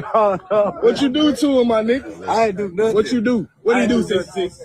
What he do, man? Why you I ain't do nothing. like that? That's for me. What? What you do to her, bro? Hey, listen. What he do to her? What happened? He dropped. Hey, listen. And then what was she doing? Hey, she said, "I need you." Hey, listen. So. And that was for him. Got him fucked up in the I already knew what he meant by it. You got a white girl? No, but I have had one, and it wasn't nothing that looked like that. Oh, but where he was going with this, as a 43-year-old single man, right? I think there's a level of accountability that I need to take in how I make a woman feel. You dig? Okay. And with my IQ, right? Okay. I could give this IQ to a woman and have them feeling a bit delusional, acting a little. So right now you're talking about turning her out. I mean, we don't got to say we don't really got to say turning her out per se, because turning her out could imply different things. But having her so infatuated that she don't know nothing else other than you. Yeah. You dig what I'm saying? We can say what's it laughing? We can say that. Now. What I need to do. When I see a 6, I need to give him 6. Give him 6. Okay. I'm not a 6 nigga, so it's hard for me to give a 6. So I give a 6, 9, or a 10, and they wide open. Yeah. But they gave me a 6, so I'm like, this is what I'm gonna do with this. And then, well, I mean, listen, there is value in giving a 9, 10 on the first performance. I think that's almost like, as a guy, it's kind of like with the metric, because you want to have like want to be Geppetto. Is that his name? No, you don't. You want to set the bar low. With Pinocchio, what's his name? Geppetto. You want to set the bar low as a 43-year-old man. No, it makes perfect sense, and I'm gonna tell you why. Now, let me unpack this here. Now, me, I know what I'm capable of, so I show up performing what I'm capable of. This is very misleading. A lot of people don't deserve what I'm capable of. I give them what I'm capable of before I know what they're capable of. Now, if I know, I'm a solid 9, 10 when I'm feeling myself, right? I know this. It's undisputed, right? I don't know what the hell you are, right? Now, what I need to do is give you like a 5, see how you coming. I give you something in the middle. If you give me a 10, or we could turn this up real fast. If you don't, we're not going to go nowhere past this. Now, if I had that discernment, a lot of women that I deal with, they wouldn't be as open and infatuated and wanting to be with me, because I would have just matched their energy and gave them what they was. But now I want to lead the way, and I don't need to lead the way. I need to let them show me, and now, you know what? I can match that, baby. I got you. All right, so now give me the one under that one now, and we'll see. Well, I don't know where you land on this one right here. I think this time. Oh no, that ain't got nothing to do with that. This is completely that one right there. Wait, you don't believe in the moon landing? You've been learning about this shit in school for decades. What the fuck do you mean you don't believe in that shit? You a conspiracy theorist or something? You really believe? You a flat earther? No. Yeah, they in 1969. You believe in the moon landing? When television was still in black and white, and folks were still using rotary fucking phones. And most new cars sold in the United States didn't even have power windows or fucking air conditioning. Did we just strap 2 cowboys into what was essentially a fucking Coke can with a Chevy small block attached to it? And just launch them motherfuckers out into orbit on nothing more than a hope and a fucking dream? And somehow managed to land that glorified bottle rocket safely on an uncharted lunar surface, where they then got out and played hopscotch for a few hours. And then they got right back inside that motherfucker, and then somehow managed to launch themselves back off the goddamn moon with no infrastructure.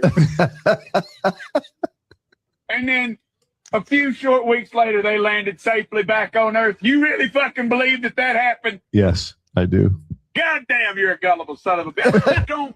Wait, you don't believe in the moon landing? You've been learning about this shit in school for decades. What the fuck do you mean? Bro, with you playing this meme, man, let me ask you this. What makes you feel how you feel when it pertains to the moon landing? How do you draw, or how do you land on what you land on, and what is it based upon for you? Well, I think a lot of it has to do with where we were technologically. And then also the fact that they said that they lost all of the fucking tapes. They couldn't redo the math and all that. They lost everything after this shit happened. So I don't believe that you just fucking lost all of the tapes. You mean that's the reason why? The reason why we couldn't get back. Tapes. What tapes? It's supposed to be the tapes that helped you build the actual machine and the math and all of this stuff to actually do it. If this shit just didn't turn up. You know what I mean? So I feel like you just lying. I feel like you just telling the damn lie. Now, who said anything about tapes being lost, and who was looking for these tapes? Oh, so if you want me to give a name, no, I ain't the nigga that's gonna remember the dude name as I was sitting here going through this little. I didn't do a deep dive, right. But I went down the rabbit hole a little bit. Because I've heard people say that, and I've heard people say like the pictures from outer space are manufactured. Mm-hmm. I've heard that, right? And I ain't never been out of space, so I don't know. Right. So I can't say anything about that. But from what I've learned and what I perceive from the government, right? NASA or the space exploration, just the idea of exploring space, right, is a thing. You know what I'm saying? Russia, I know Russia, everybody's race. Yeah, right. Everybody's racing to the frontier. You know, we got satellites, we got all that going up there. So, and on one hand, I know it's a race. Also, like for me, what I just know about the government, when you say like the technology wise, it's a lot of things. Oh, they're definitely much further, way further than the public. Like we 100%. Don't know half the stuff they on. 100%. Like after the fact, I would say that niggas probably got AC though. Got AC what? What you mean? In your car? If they going to the moon? If they going to the moon, you probably got AC. Big they dog. Didn't have AC back when they went to the moon. No, I mean, I don't know. No, but they had. But it wasn't like that. Ain't what they was doing. They wasn't putting ACs in cars. But you got to look at what's important and who is important too. Honestly, I think that you know what I think. I think that if you know anything about the old white man that's running the country, you're not gonna beat him. He'll just tell the fucking lie. You're not gonna beat him. Like I say that you're not gonna beat him, but to the point that you're not gonna beat him, you're not gonna beat him. Like Elon right now trying to build a world on Mars. Right. So for me, it's like I've never looked at a white person to lie about where they've been, but I have heard them lie about. I heard them lie about every single motherfucking Hear what I'm saying. Now hear what I'm saying. No. Well, people in general. But hear what I'm saying. Now hear what I'm saying. Yeah. Christopher Columbus, right? Yeah. That he ain't land on. Yeah, he didn't fucking. What do you call it? So what I'm saying. So what I'm saying is, the desire for exploration and to conquer that has always been there. So I believe the desire. So with that being said, what I believe they did is what they did. Now, to the extent and what we believe behind it is a whole nother piece. But yeah, I believe they landed on the moon and did a little bounce on the moon. And yeah, I believe they bounced off the moon. The moon is not that far from here, bro. Only thing the moon ain't that. You believe it? That's fine. I just I don't fucking believe it, and that's fine. We could. Now. Let me ask you this, because I was like an astronaut kid as a kid. Like I liked the NASA stuff. I just had a telescope, and I would look at the planets like at night. Like I could see Mars. I seen Saturn one time. You know what I'm saying? Yeah. The rings and everything. I'm gonna buy one. I'm glad you said that. But at night, giving them some learning. At night, as the sun is setting, the planets will look like stars in the sky. And I kind of was always infatuated by it. So a part of me was kind of drawn to that. You know what I'm saying? But the moon is not that far from Earth. So for me, understanding technology and what they were trying, because they didn't even they were trying to get there. Like it was a bunch of them. What Apollo landed on the moon? Was it 11 or 13? 11 landed on the moon. I think it was. I thought maybe it was. I don't know which one it was, but it was double digits. 11 to 13. I thought it was 13. Not 13 was I think was the one that crashed. Okay. 13 was the one thing that crashed. Okay. They ain't make it. They died. You might have been 11. Yeah. But it was double digits Apollos before they got there.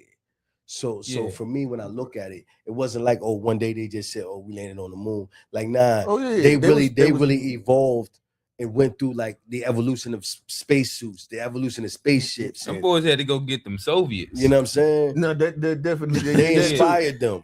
Okay, I don't want y'all to step on all my mean time. Now I'm gonna be an asshole with this one, bro. Play old buddy with the little chainsaw, you know. It's above the, I guess that's something 20 verse. Yeah, right there. Now this is assholey, but it still was funny. See, now you lost me right there. Yeah. You lost me right there. You messed up. Oh, is the chainsaw on? How you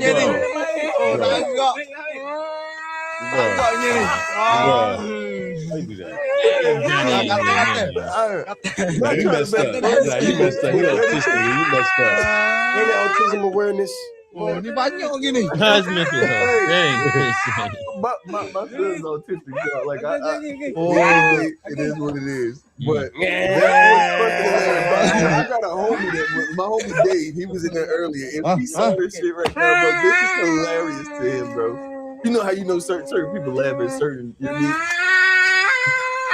it sounds for me. But he really in it. But who really chopped the tree down? How did it just push you a little bit? All right, I'm gonna do 2 more. Give me. Stop that meme, Tone. Good God. That nigga let the replay go. All right, and then now I'm gonna be a little bit more serious and give me. I shared this one twice. I was gonna try to reshare, but go up right there at the top, and I'm gonna tap out here. Let's go surprise my dad with a Father's Day gift. Dad, close your eyes. Close your eyes. What are you doing with the phone? I have a gift for you for Father's Day. Okay, I'll tell you when to open your eyes. Okay? All right. No way. Hey, Tony, you probably want to share it. You can't see it. Oh my God, I've been wanting one of these. Let's go surprise my dad with a Father's Day gift. Dad. What's up? Close your eyes. Close your eyes. What are you doing with the phone? I have a gift for you for Father's Day. Okay, I'll tell you when to open your eyes. Okay? All right. No way. No freaking way. Oh my God, I've been wanting one of these. Is this the real one? Yeah. Where did you get $100, bro? Oh, for my alliance, I saved this since last year because I know you're the best dad, so. Do you like your gift?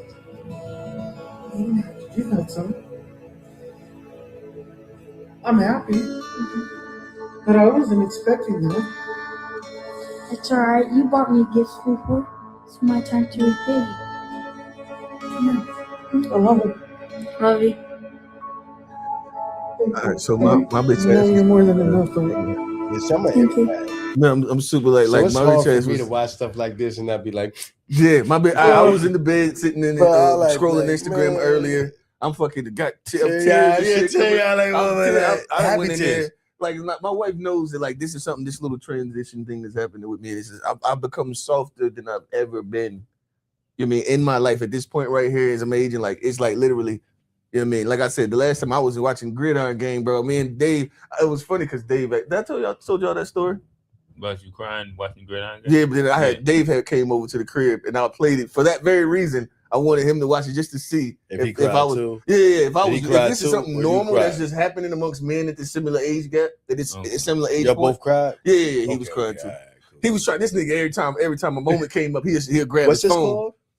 Gridiron Game. Okay. He would grab his phone every time, and I'm over here in tears, like you know what I mean, tear coming down, and I noticed he keep grabbing his phone. I was like, hold on, nigga, you grabbing that phone every time. Nah, fuck that. And then he laughed about it. He admitted, Dave, he in the chat part. But yeah, that was that moment right there. He just said something. What'd he say? Well, he said I didn't want to cry in front of his family and shit. Nah, but you know, as men though, and I think like to the program part, right? And it's even in relationships, right? As men, we're not really taught to identify certain emotions, especially ones that make us appear to be weak or ones that like are crying. You know what I'm saying? Okay. That's not something that we're programmed to embrace from childhood. You know what I mean? Right. So oftentimes as men, when we grow up, the crying side of us, we don't even aren't comfortable showing to nobody. Yeah. Not saying we don't cry, but we ain't fitting to show nobody that because we don't nobody really sees it. You know what I mean? And that's definitely how it was. I was like, it was a thing for me initially, and then but like I made it a point for specifically I wanted my daughter to see me cry, and I had to do it for sure because once I realized I was crying and that she might see it, there was a hesitation. Right. So I was like, no, that's definitely not right. She needs to be able to see her dad cry. That's good. You know what I mean? So I definitely did it, and I started like now. It's a funny thing. I show my wife now. Growing up, did you see your dad cry? No. I still haven't ever seen him cry. Yeah, and see that when his mom passed, like my grandma passed. That's how it be, bro. This nigga, I ain't never seen him. That's how, and he do though. Yeah, rarely though, because he tell me a story about like how he told himself that there was a moment that he was like, "This is the last time I'm gonna cry." You know what I'm saying? But it's how he's definitely it's messed up. Like when I look at like this Men's Mental Health Month, you feel me? When I look at us and how comfortable we feeling up being transparent to even acknowledge it or show it. Like it's healthy to cry, but we don't even know that because we feel like we got to show up as if we don't cry. And that's the program that we've been given. And it's messed up because what does it cause? Like, But I'm gonna cry though, bro. I'll be telling my God, I cry over everything. Like I feel what I see. I'm so in tune with energy that whether it's good or bad, I feel it. I feel the shit out of it too, bro. Yeah, the shit is crazy, and I can't turn it. I wish that I could turn it off sometimes, but I can't. Yeah. But at the same time, to your point, it's okay to cry, and I be wanting my kids to see me cry because it's not a sign of weakness; it's a sign of embracing an emotion, acknowledging it. And if you never do, you never really properly deal with it. And I think a lot of times as men, because we don't cry, we don't properly deal with certain emotions, and it comes out in real messed up ways. You feel me? Nah, 100%, 100%. And I'm gonna tap out right here. Go ahead, it's on you. Right, actually, no, fuck that. You going last. Oh, damn. Whole lot of pain in my section of the function. Say less. I remember it. Let me see what I even got in here. Okay, this was. Damn, you got that same meme. I got that one, the one that's at the bottom. I had that same one. Yeah, that's the one. That's I'm sure. Okay, so which one are you keeping? The bed bug, the mosquito, the cockroach, or the rat? This shit is easy, man. Easy. The roach, bed bug, mosquito, cockroach, or rat. It's easy, bro. Oh yeah. I know what I got. Which one you picking? I'm gonna pick cockroach all day. That's the only one I'm keeping. Only one I'm keeping. Johnny ain't here. Cockroach. Yeah, I'm be honest. I'm gonna keep the mosquito. What? Bruh, no, just bite hold on, you relax, all day. Let me just bite you. Why? Yeah, I guess like I never was a person that got ate up by mosquitoes. Okay, but like all the other ones. Now, as a kid, have you ever had roaches? Yeah. Now, what did these roaches do? Like, Nothing. how did they? Like, how did you feel about them? Like, now I know how I felt about them, but when I look at roaches and I look at the mosquito bites, maybe you never had mosquito bites ever, but I've had. No, I've had some, but I think that the biggest barrier is that like you don't want to bring company over. Listen. And then like if you a social person, then you want to bring some company. Yeah, but just think about it. Like you bring people over there and them fucking mosquitoes just in there tearing motherfuckers up the whole time they in Yeah, there. but motherfuckers look like they got roaches are chickenpox when they manageable. leave this motherfucker. All you gotta do is put like roaches are manageable. Okay. We can have bombs. Yeah. We can have traps. If I don't got no traps, I could just put some snacks over here. Yo, y'all get busy over there. The company's here. Don't turn on no lights. Or in fact, keep the lights on. Don't turn the lights off. Keep the lights on. If you keep the lights on. Well, when that one just decided to go rogue and run up the wall. I know I had one rogue and run across the TV like the Orchid commercial, bro. And I turned the TV on. but hey, we here where we are. Yeah. So like I said, the to me the most manageable. So you rather deal with a bite than the embarrassment of a roach? Yeah, I would because I come think up out the house looking like they had chicken pox. Yeah, I put the little mosquito strips up and I'd be all right. But I think that there's like so much connotation that goes to like when you got a bunch of roaches. You know, when I was a kid, and then it's like I was teased because of my head. As a kid, I developed tough skin, right? You said because of your head? My head. Oh, you feel me? Oh, nigga get you feel me? You was bad as hell. Listen, so as a kid, right? Yo, when I was in 5th grade, bro. Hey, have you seen them do like the head studies? Nah. Like the black kids and like what kind of head they got? Nah, but if they did do a study on mine, they'd probably tell me how intelligent I am, the way that my brain is shit. Nah, they said that you was bad too. No, the kids with the heads, they was bad as fuck. Misunderstood. I got a little cousin. Misunderstood. Look, my cousin right there. That was right. We had that thoughts record. that but misunderstood. But as a kid though, I developed this tough skin. So, but somebody say about some cockroaches. Yeah, I'd rather deal with somebody say than physically have to be in there like that. Yeah, you in there scratching like a motherfucker. Okay, so which one are you? Everybody know which one definitely ain't staying though. The bed bugs for sure. Oh yeah, no. For sure. Now, if you dealt with that's now I say this though, I was considering. So in Chicago, the city with the most rats in the U.S., just for the record, is Chicago. I didn't know that. And yeah, it's for the record. I would be literally riding to like the fucking fast food restaurant, and it'd be rats scurrying across the parking lot. Okay. Now for me, I like if it's normalized, I can see how it's not. No. It's never normalized to me because I don't want to see no rat. So it's not normalized. It messes but if you me could up. bring to me, if you could bring a shorty through, I'd rather you see a cockroach than a rat. Yeah, shorty. A rat, I feel like will attack me. Like they get shit. big, like cats. Yeah, probably. I guess let me ask you this. So up north though, which is worse, Because like they have cockroaches and rats. So I feel like rats almost is more indicative of like like a structural issue in comparison to like cockroaches give like it. The connotation typically is dirty. I agree. Both. Okay. Now, rats, bro. This New York rats. The size of them. Like, nah, I'm cool, bro. I'm cool, bro. They look like possums. I'm cool, bro. Now I will say this though. Okay. The roaches I had as a kid versus the roaches in New York, they're different grades of roaches. But there's like water bugs and roaches. Yeah, two different things. Cockroaches are huge. There's cockroaches and regular roaches. And then you got roaches that fly.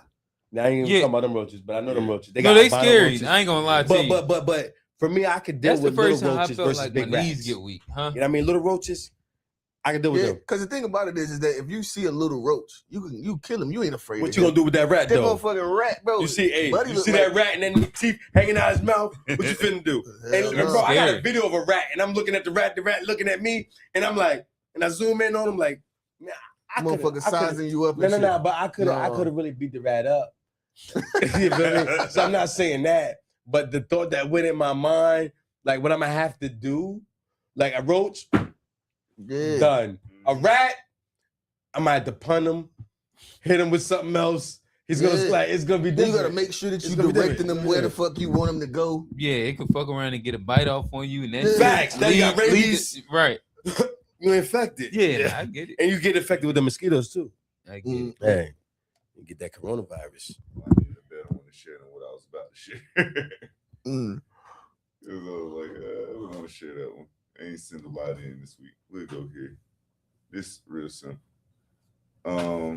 That look different. I have a theory that basically it said I have a theory that if you ask basically anybody alive today how their parents met, the story will violate at least one arbitrary Zoomer dating rule, and that's why nobody's having kids now. Age gap, asked out at work, asked out multiple times, co-workers, boss/employee, etc. I challenge you all to ask your parents how they met and see if I'm wrong. You said it would violate the Zoomer dating basically rule? Generation Z's like some arbitrary Generation Z rule today. So basically like if you ask even us, if you ask people like parents could be referring to us, but like if you ask somebody like who was raised back in the day, like how they met the person that they with, I don't think so. That basically it would be some way that's like messed up now. Like you can't, like you're not supposed to talk to your coworker now. So like I don't know that to be true. Boss/employee. Yeah, boss. Now pause. Now let's unpack this. How your mama and daddy meet? Do you know? I think that there was coworkers. Okay, that's one. That's what we talking about. Yeah, your mama. I get it. I just don't know that to be like something that you shouldn't do because. Oh yeah, fraternization shit. You couldn't do that. You shouldn't do it. They just saying like now, it was against the rules for sure. Yeah, now it's against the rules. It's like pretty much like what. But when you say Zoomer, we're talking about like what kids is like. If you go to the call centers, everybody's fucking. You go to like most jobs, I worked in the call center. Everybody's fucking. It's not like a rule that they're not abiding by. That's the only point that I'm making. Like niggas been fucking their coworkers for forever, and it's gonna keep happening. Yeah, for sure. Ever since we've been working. And then go ahead. My mom and dad, they were in middle school together. Okay, naturally. What about you? So my dad was a cop. Okay. And my dad came on the crime scene when my mom was. Oh shit. And I was there, you feel me? It was like you shouldn't have done that. But she wasn't a victim of nothing though, right? So my mom and my dad grew up in like that white black era segregation. So a white woman had called her a nigger and spit on her. My mom like got in a fight with the one, beat the woman up. My dad was the cop that came. Ooh, you know what I'm saying? So black cop. That's how they met. Oh no, ain't nothing wrong with that story. No, it is. No, ain't nothing wrong with that. As a cop, nah. As a cop, I don't feel like you should be meeting the women that you interested in on calls. But like, that's not like the. But I think there's nuance to it. Did he holler at her then? He would have had to if they got. Or did the relationship like blossom like it started there and then it started. That's when they met. Right, but I think that it's still kind of different there. You know what I'm saying? How did this relationship blossom? I just think it's different. Like there's so many ways that if I am a black man that fuck with black women, and then you see it like this black woman. You ever been pulled over by a cop? Yeah. let's look at it just from objectively. No cop that you get pulled up by. We got to put context in everything. We're gonna put in context. You get pulled up by a badass female cop. There's no way that it should be the norm for us to exchange any way to communicate after whatever this interaction is. That's true. Right, but now let's put in this is the context that I'm saying let's put in.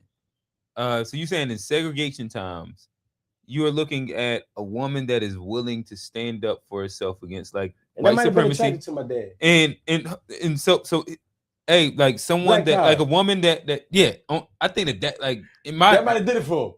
I could see that being fired. But then you come in it's you as a black cop. Now you got to stand up for the black woman.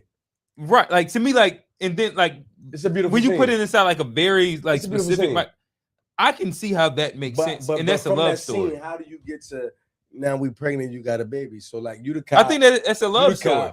If we made a movie of that, niggas would go see it. That could be a movie. Like that's a love story. That could be a movie. Really good that could be a movie. That's what I'm saying. That could be a movie. But to that point, to be fair, but I feel like I feel like cops a lot of times are just people in authority. They overexert their influence in ways that they should. Yeah, it didn't. You know what I'm saying? Unless more things happen. You know what I'm saying? I can see how your like, pop I can see didn't my have pop, to do my that. papa play, and I didn't know it until I became a player, and I looked at my pop, and I'm like, oh, I see where I get this shit from. So I imagine if I was a cop, bro, every woman that I pull up, you shouldn't do that. No. I'll tell you what I'm doing. I'm not doing anything. I'm gonna tell you what I'm doing. Hey, how you doing today? Yeah, yeah. And I'm gonna make sure that they good. You ain't gonna give the ticket then. No, they might get whatever. I don't know what they're gonna get, depending on how they act.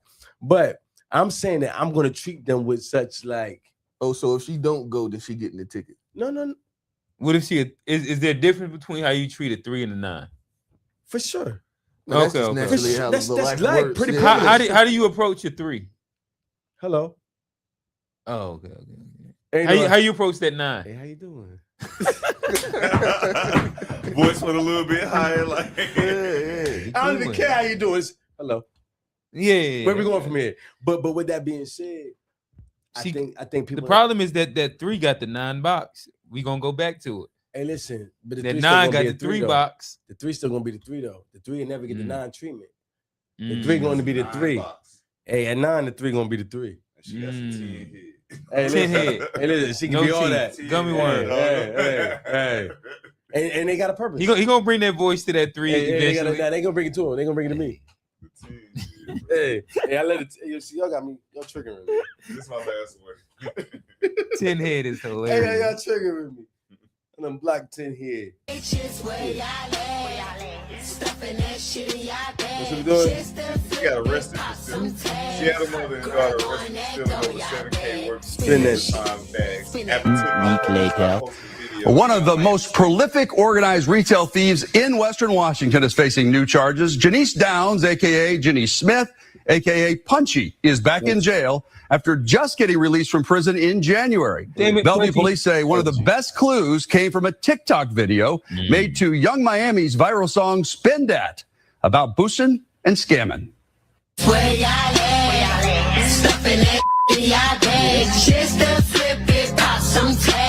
Bellevue police say this video shows Janice Wiley holding 2 stolen Louis Vuitton purses. It was posted 5 days after detectives say her daughter, Janice Downs, and an unidentified suspect stole the bags worth more than $7,000 from Nordstrom in downtown Seattle. And 2 days after Downs showed the purses on her Instagram account. For us, she's a prolific, organized career theft criminal, and so we're very familiar with her. That's because Bellevue PD Special Enforcement Team busted Downs and her mom 2 years ago for a major organized retail crime spree. They were accused of stealing more than $500,000 worth of Lululemon clothing. Downs pleaded guilty to 6 counts of organized retail theft. She was sentenced to 33 months in prison with 501 days credit for time served and was released in January. Bellevue PD Captain Landon Barnwell says just 4 months later, Downs was back to her old ways. You would think that, after the, what she experienced. I don't even know what it is either, but I know people talk about it. That was a big deal. I remember that, Jay. But to get caught and then go back, go do another spree, and then post a video. Yeah, that's crazy work. That's crazy work. You get back, you get them home in January. Yeah, that's then crazy. You get bagged again for the that's crazy work. And you doing it with your daughter, it's crazy. She was doing with her daughter twice. That's what she's teaching her. Spin that shit. But that's part of what I like about that song. Like, it ain't the song that did it, but it's like you celebrating these cats. Like if you actually get scammed, anybody ever been scammed before? All right, so my best friend, that shit is my best friend was a scammer. Like he be online on the dark web, like buying numbers. He got the whole computer joint. I'm talking like he printing up credit cards, and we would go in the stores, and like literally you could just get whatever, spend that shit. We called it free life. Like it was a movement. We called it free life. Everything's free, but we just using numbers that ain't ours. You know what I mean? So it's free until you get caught. Now pause. Now with that being said, until you get caught, with that it's being free. said, it was free for me. I ain't get caught. But he got caught. He got caught and got away. He got caught. He was a little ahead of the curve. So they actually caught him with the equipment, but they didn't know what he was doing with it. They didn't know what it was. You know what I'm saying? Because they looking at black men, they're not even thinking like that. Oh, you up? That. Yeah, you up? You know, so they thinking some other stuff. So like, what are all these cards? You know what I'm saying? But with that being said, I can't hold you though, bro. Man, we ran it up. You know what I mean? So I ain't. Listen, when I was a kid, I knew listen, I used to get the gas for the half. What? Gas for the half. Shout out to my scamming niggas. I know you, dog. Hey, listen, I wish we had them around here today. I shout you out if I companies one thing. Getting scammed though by like So I never been scared. I had nobody steal my identity, but I do like when I watched what he did. For me, partaking in it, it was a level of like insurance that people had.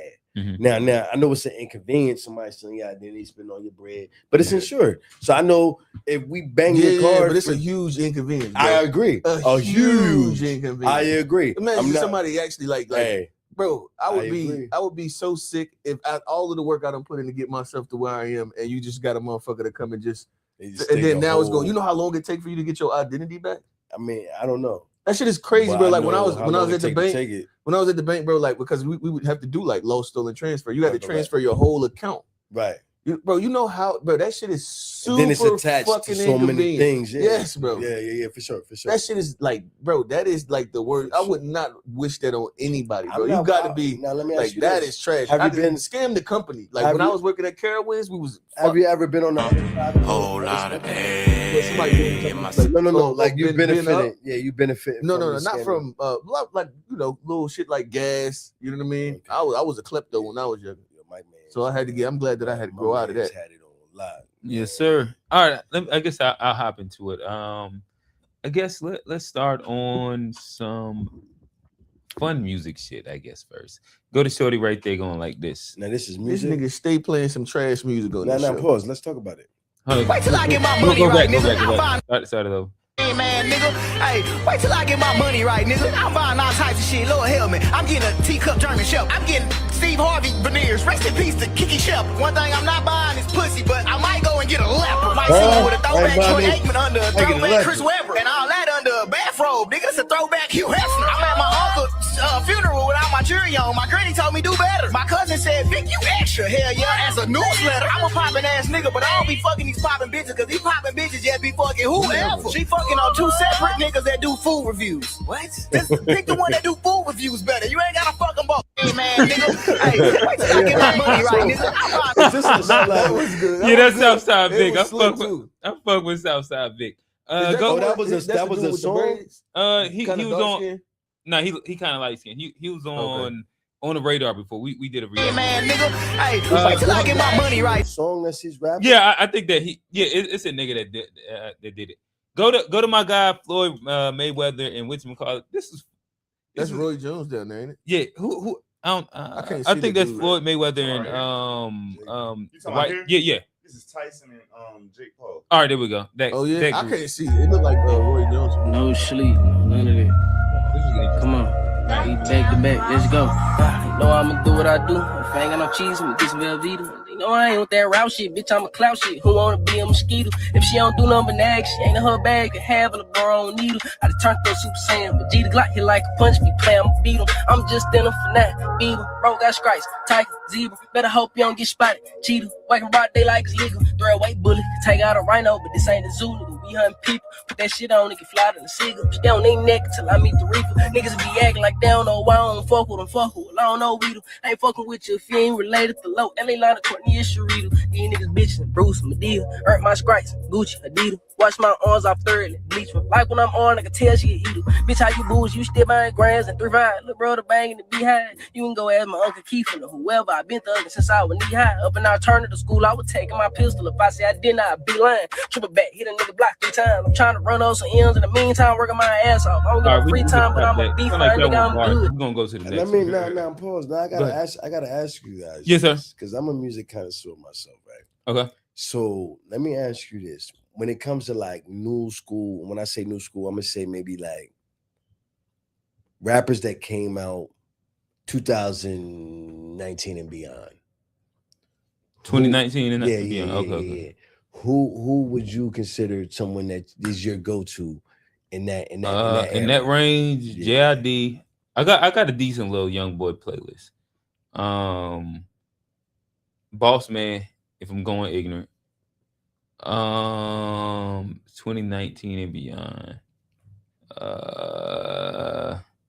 Like those are the main. Most of mine was like from the 2010s. No. How about you? Nah. If I listen to like the ignorant shit, I listen to the old ignorant shit. I don't listen to No. shit. I mean, I'm saying it could be some young intelligent.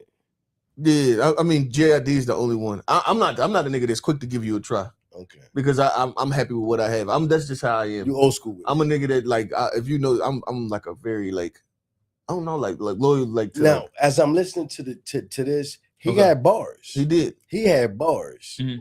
But as an old head, as I'm listening to it, it's too creative for you. No. I already know. It's the same old shit. It's Nick, not, what is he? He ain't talking about nothing not that really matter about anything. Yeah. I agree. I don't really give a shit. It just sounds like I get it, but then also keep in context if we do that. I'm giving him you credit. You got to X out Lil Wayne and all the rappers from back in the day. Yeah, I'm giving him credit. Most rappers aren't talking about that's shit. why I said like if I want to listen to ignorance, I listen to the old shit that actually means something to me. Yeah, and like I don't want to hear the young whatever. He probably got some kind of crazy acronym name or some shit. He probably. And I actually like, I don't really. I don't know his name, but to go to like the answer to what you were more like what I enjoyed about that, and I kind of went from Southside Vic to him intentionally because Southside Vic is like an evolution of him a little bit, but they have like some similar like intonations that, Southside Vic, where he from? He from like Texas, like Houston, Texas, but he's like really like super creative. Like if you hear him,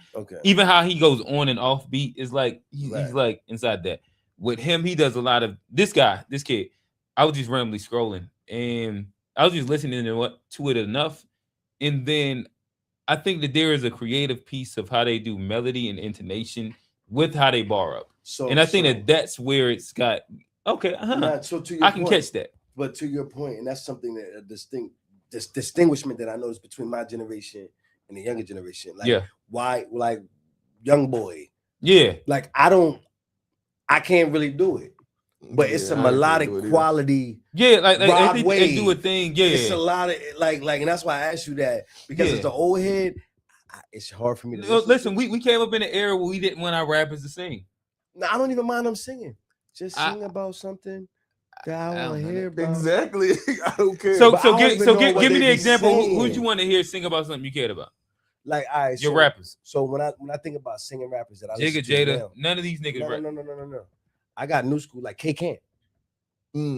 I listen to K Camp. That ain't my new bad. school though, but wait a minute. Ain't old school. Wait a minute. Not old school. Wait a minute. What was K Camp talking about that you wanted to hear? That's different than what these niggas is talking about. I don't even know what they're talking about. No. And K Camp like girls a lot more. These niggas don't actually like girls. So for me, they don't say anything about like a girl. K Camp actually like girls, so you can listen to K Camp. Like there's some K Camp songs. You play Nevada by Young Boy, and it's a girl. You listen song. to Young Boy. You listen to Young Boy. What?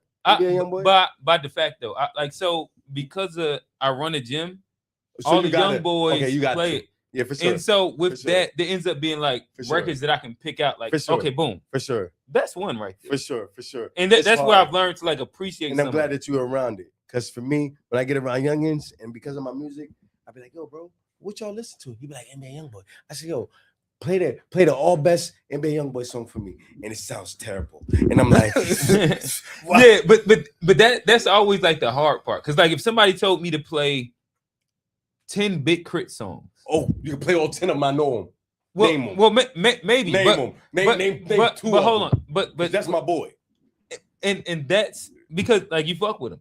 But what I'm saying is that in general, it's gonna be my favorite. And if you're like a northern guy that don't fuck with like southern music, and I'm trying to convince you that some northern guys do not. Yeah, that's a wrong assumption because Big Crit is lyric. Like he's a listen again.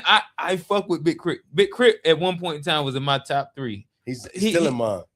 He to me nowadays he do way too much country bumpkin rap in comparison. Back in the day, he did a lot more of like it was like lyrical rap that can be transcended with southern production. Now, but with the YNs for me, and to your point, it's no lyrical transcendence for me.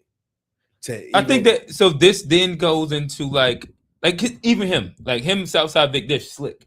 Yeah, I think that like there's some rappers that are slick in how they put it together. I also would say like with again to me Young Boy, I look at him as more of a like at his best he's a storyteller rapper, and so he's not punching, but he can put together some records with a hook and a bridge. Yes, it is. That you could be like, oh shit, I get this thing. Give me one from you, NBA Young Boy. I'm gonna play it after I leave here. I don't know what kind of music you like, so then it ain't even about me. What NBA Young Boy song do it for you, where you could be like, yo, this song here. Like it depends on the feel. What all right, so I'm trying to think. So, like, if we're going like melodic Nevada, I'm gonna let that one ride. Matter of fact, I'm gonna tell you the album just plays 7 records straight off. Okay, that's what I'm talking about. AI Young Boy 2. You know what? AI Young Boy 2. You let that ride about 7 records. To me, that was the album crazy that made me understand Young Boy. Okay, so I was over this chick house one night and I'm drinking, and she's a little younger, and she has the freaking NBA Young Boy LP, like the I told you 35 and under.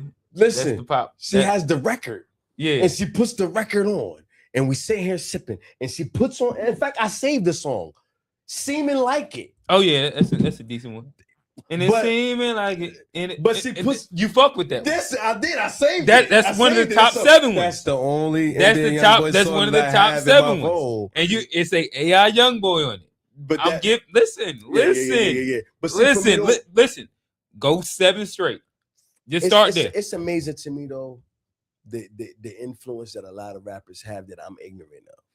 Yeah. And as an elder, that's the part that we have to all just sit in the mid. Like, but I be wanting to have an open ear and embrace it. See, that's the difference with me. I don't give a fuck about having an open ear or embracing any of the shit. So what I'm just not interested. But I get you. But the only problem with that is that you'll miss a lot of things that you can fuck with. Now, that's fine. Like not only that you and listen, if that's your that's your like the nigga that POV. try a lot of different foods. Like I'm not happy. I'm not unhappy with my motherfucking palate. Like I always want some fire new shit. It's just I'm fire that you like it. I'm glad that you like it. You know what I mean? It's glad that it's making your life better. I ain't mad. Now remember when I said, but like so you could just keep eating them chicken tenders over and over. See, no, of course not. But I have a palate. It's more than you know what I mean. So, right, but the thing is that like I'm happy with where I am. I'll try different versions of what I already like, but I'm not interested in going just trying. Right. That sounds like trying the same artist over and over, and if they produce something new that you like, then cool. But my thing is that you can like chicken tenders and then. No knife up the street can fuck around and pop up, but you only fuck with things from here, and here, and because of that, you end up missing it. But that's like the record that you said that you fuck with.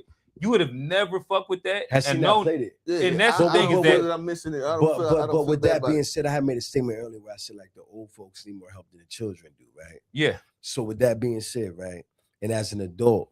As a kid, and y'all could all probably attest to this, right? Okay. As a kid growing up, I would be playing rap in my room, right? Loud. My mom, turn that down. What is this jungle music?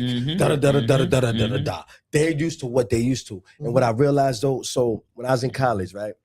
The minister, Ben Chavis, the one that played the minister in the belly that DMX is supposed to kill, right? He come to my college, right? And at the time, this is when Jim Jones' album was out. And he's saying as a minister, yo, I'm down with Dipset. I fool with Dipset, and I'm in the front row. I'm a question asker, bro. So I say, yo, what makes you as a minister say you're affiliated with Dipset? And he said to me, there's a disconnect between the elders and the youngins. Mm-hmm. So he said, as an elder, right, because of that disconnect, there's a certain level of wisdom that the youngins don't even get, because we ain't even trying to hear what they talking about. Right. And I get it. I agree with this. But for me though, but for me as an elder though, I don't, bro. I don't like none of it. Like, but at the same time, what do you like? What do I personally like? Yeah, no, I'm just saying. I'm just saying it because I'm not finna go put on no NBA YoungBoy, bro. I ain't finna do it. This is the thing for me. Like it's different if I was saying like the way that I think is the right way and the way you're thinking is the wrong way. That's different. That's not what I'm saying. It's just for me, I'm just not fucking interested. First off, I don't listen to music enough to even give a fuck. So like when I do listen, I want to listen to something that I already know I'm gonna like. Yeah. I only got a little bit of time. I'm gonna go to some shit that I already know that I fuck with because I got this little bit of time and I want this to fill my time. So for me, I'm not interested in I don't care enough. So when you say like you talking to your nephew or youngin nephew, you know what I'm saying? As for me as an elder, right? We got our own way. We got our own way we relate, right? And it's a way, right, that the youngest don't understand and they don't get, and they got their own way too. But one of the things that I do notice, and I be trying to keep my mind open to, is that when I talk to you, I gotta speak your language and I gotta relate to you where you at. But if I know where I've been and where I'm at, I don't have no clue. Unless, and I don't gotta, a lot of times I don't like it, but let me just hear it so I get it. Yeah, no, I think that music is definitely can be used as the bridge. But as elders though, right? I think it's a big piece that's missing that we could put into them. Not by agreeing with what they're saying, but just embracing it and understanding it. And I agree with this 100%. And I think that we run the risk of doing the exact same thing up here. That's exactly what's happening. Yeah, what is this? Turn this off. It's like literally the exact same rhetoric. Why? Okay, so what did that do to you? I didn't give a fuck. No, I'm not. I just didn't listen to this around my parents. And that was cool. I did it on my own time. But I don't care if I end up being like, at the end of the day, my daughter, she listens to, because my wife plays my wife doesn't listen to rap at all. Right. My wife listens to like pop music. Okay. You know what I mean? She's more into like R&B. You know what I mean? R&B pop music. She's more into that. So if they get any influence of rap, it's from me. For sure. And so of course I'm a select specific type of genres. Like you know what I mean? And so like if she grew up and she likes a different sound that I don't connect to, for sure, what the fuck difference does that make me? I still have a relationship. I'm still gonna have a relationship. I think that like, but your points. Your point's missing like the totality of what he's saying in general. Where in general, especially like if we're saying like young men, let's use you young men, or even if you let's say like with your daughter at 16, 17, 18, if you could then have a bridge to understanding her music, it leads you to like a segue to having conversations with her. Even more my thing is influence. Yeah, and that like so when you have the ability to understand where they're at that time, especially at a point in influence, not necessarily that you just like I'm gonna ride this every single time, but this becomes a bridge that becomes a boat to get over that. It becomes a moat to get over the bridge. You know, as a kid, did you ever feel like? And this is something that like even me looking at my kids, right? And you had made a statement about we was kids before. So the shit that I did as a kid, and I'm thinking my mama or my daddy don't understand me because of where I'm at as a kid, not realizing that they was a kid because I don't know them as a kid. But then I got kids and my kids trying to play me like I wasn't a kid. And it's like, you doing the same shit I did. Right. It's a certain, so for me, it's a certain embracing, and I think we never really got it as kids. Where, at least for me, I can speak personally.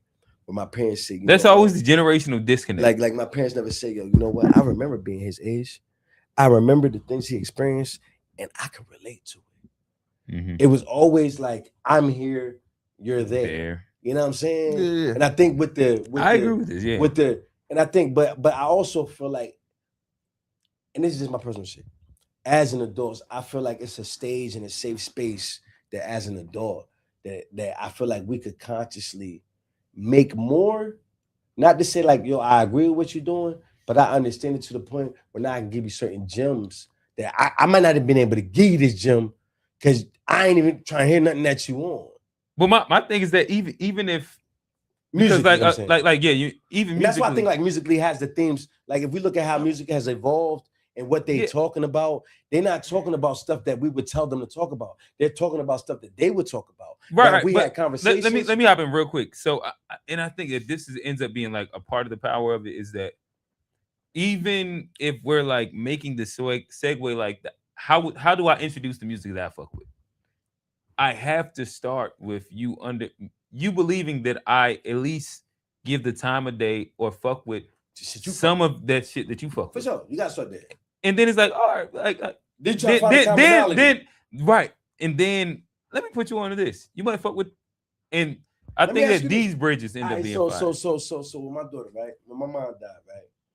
We come from a mom's funeral, right? I'm asking my daughter. I say, hey. And my daughter's like, she hang out with white kids. Like they be into like goth music and stuff. Like I'm not into that. Mm-hmm. So when I asked my daughter to send me some music that she liked, I tried to listen to it, and I ain't gonna hold you. Mm-hmm. I couldn't listen to none of that. You got to play something that's kind of in my wheelhouse. You feel me? Mm-hmm. For me to relate to. So to a point, I'm not gonna go all the way on no goth music that she on. But she had sent me a song, and it was by J. Cole, and I was like, and it was a song that I never even played. Folding Clothes. Mm-hmm. And I was like, oh, you like this song? You know what? I got some songs I could send to you if this is the vibe that you want. Mm-hmm, mm-hmm. And to your point about the bridge part, I think once you realize the bridge, and I feel like music is so impactful and inspiring, and it touches your soul. You know what I'm saying? So if I know what your ear hears to and wants to hear it musically, then now I got something else for you. Hear that now, and then I'm also ask you, give me something back, because I think a lot of times kids don't even really know. Like I might not really want to hear, but I do care about what you hear. Give it to me. What you like? Send me a playlist that you got. I'm gonna send you a playlist that I got, and I can see where you at. And just to your full circle to the what we said, understanding. If I understand what you into and I understand where you at, I can understand how to meet you. And I think that'd be the piece. You know yeah. If I was talking about somebody else's kid, I understand why you do all that shit. But like with I actually. Well, your kids mad young. But I'm saying kids, period. And that's what I'm saying. So like kids. Everything that my kids listen to we have the overall influence. But now put it at like so then, when they're 16, 17. Yeah, so I mean, I can't sit here and tell you what the man that I'll be is going to be in fucking 15 years from now. I can't tell you that. But what I can say is that like.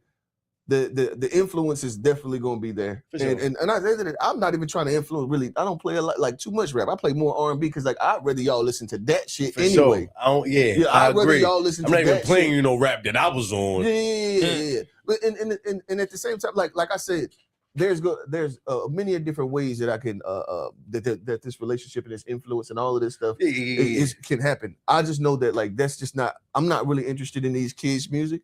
And I think that it's like as an adult man, there's not gonna be much that a kid's gonna say that you feel has got some real validity and like so it doesn't like I'm not the type nigga that like you know what I mean? think it depends. Like again, Young Boy has a couple records. Seeming Like It is one of the ones that like that's a good microcosm. I'm not he has a few of them. Like that record is of substance, correct? Yeah, I mean I saved it in my phone. That's the only I saved. And that's the weird thing is that.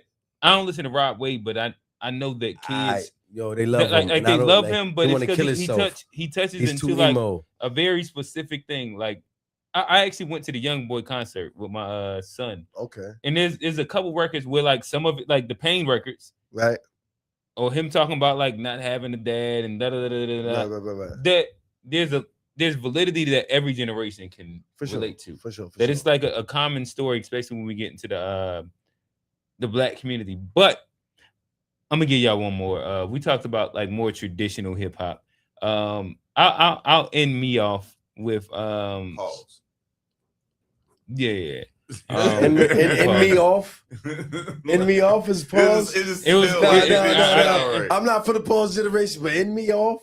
Yeah, I didn't. Listen, I was just gonna take it. Pause. That's a pause. That's a finish him. I was just gonna take. That's crazy. That's crazy. All right. Scroll down, Tone. Keep going until you see a fat nigga. Yeah, there you go, right there. Hey, scroll up. Be on that pause. Oh damn! All right. Hopefully we can get the weed one in. But go up. Right Right there, the fat nigga. To the left. High 4-5. It is I 4-5. Came in this bitch with my 4-5. No shade. Yo, Drake's a pop icon. Nigga, my Drake's the micro con. 50 cal come with the kickback. Yeah, I'm fucked up, nigga. I'ma admit that. Pint of white Henny with a zip and a 6-pack. I hit this rap shit with a backhand big slap. Yeah, plus I'm from the same city as Marshall. So no, I got a whole lot of shit in the arsenal. And this about business, nigga. This ain't personal. Cause if it's for the chicken, nigga, I'm gonna murk you. I used to want to be a nigga with virtue. But when you show love, motherfuckers will hurt you. And when you push forward, they gonna try to reverse you. And when you go hard, they gonna try to convert you. But look, I'm fucking with some niggas from Afghan. Take your little dog, throw it right in the trash can. Going nuts. You don't wanna fuck with a madman. Both cheeks clapping when you rapping, you ass, man. Ray gon' spit that vet shit. I'm from where the narcos ain't on Netflix. I'm from where the sharks gon' get your necklace. And mama ain't smart, so it ain't no breakfast. Nah, fuck your backpack. I'm a rap cat. And when you shoot first, you ain't gotta clap back. It's 500 on that just down snapback. Eating motherfuckers like the Romeo rap snack. I'm getting sick about a day. You know how that feel? When some fake ass niggas yelling, keep it real. Seen niggas sell they soul for a shitty deal. Everybody goal is to touch a meal. Bitches playing roles, getting people killed. Niggas moving low, trying to get it in. Standing by the stove. Yeah, that's more traditional for y'all guys. Now let me ask y'all this. I still don't give a fuck. He can rap. He can rap. He had the bars and all that, but I still don't give a fuck. So, and I feel you. I feel you. For me, in like, it's the intellectual. I write poetry, so it's like the words that you're saying. What do they mean, and what's the point of them? Mm-hmm. You know what I'm saying? So, and a lot of times, like rappers like this, the cadence, and I think that's the part that gets us. The rhythm of the flow and the beat is catchy, but when I step back and saying what you're saying and how does what you're saying make me feel, it falls flat. Okay, flat, like you know what I'm saying? Fall flat. So, like for me, Sahai Code. That's that. But let me get to the question I was going to ask. This was Cypher vibes. You poetry man for sure, but I imagine you used to rap too. I do rap. You do rap. I do rap. You wasn't getting them I feel me bars off inside the Cypher. Yes, give me your best Cypher listen, moment. Listen, bro. Give me your best. Listen, niggas just was in case you ain't know, right? With the heartbeat you was giving the. Listen. Put a beat on. The world love. Listen, me. Bro. I promise you, I do it to you. Love me. Now listen, my name back home in Delaware is Boo Lover. Boo Lover, right? I'm the guy that we could all get. My bad. Hey, Boo Lover, give us 16, bro. Oh no, give us 16, bro. Oh damn, you gonna step on his 16? No, pause. I don't gotta give you 16. I'm gonna give you 8. 8. But this is I don't really rap hard boys. I want to rock with you. Okay. In the park, take a walk with you. In the dark, no sex, just talk with you.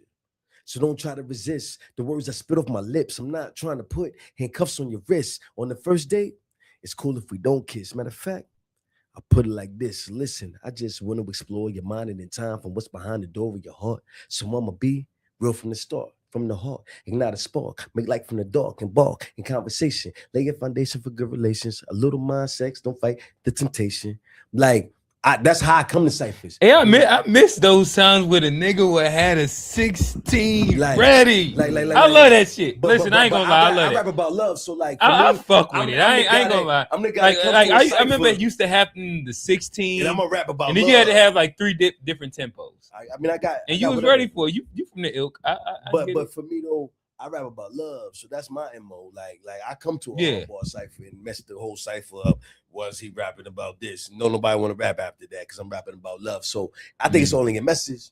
But for me, yeah, that's what I do. So I dig it. All right, so I think that we are pretty much. Let me ask you this though, because I like picking people's brains on. Hold on, wait. Listen, we gonna rap and then I want you to ask. Yeah. All right, so this has been a fun episode. Shout out to my guy. He pulled up on the Snapchat. I got it. Oh, go ahead. Oh, yeah. He said, growing up in the bricks, it was the music that calmed us down because we had the black movement of music from 88 to about 91 and a half. The West Coast gang behavior brought pure violence to our people. No, for sure. You from Newark? Yeah, he from Newark. Yeah, that's my. Yeah, I forgot. nigga might be shit of breaks. Yeah. All right. So we gonna let our guests pretty much tell them your handle, where they can find you at. You know, the whole 9 yards. Show them. I'm pretty simple. Sean Maurice, SeanMaurice, and you can find me on Facebook, Instagram, Snapchat. Sean Maurice. That's what I be. Okay. All right. And so again, this has been a fun episode. I enjoyed this conversation with my guy Sean. Shout out Rel. It's Q. You know, Tone is behind the boards every episode.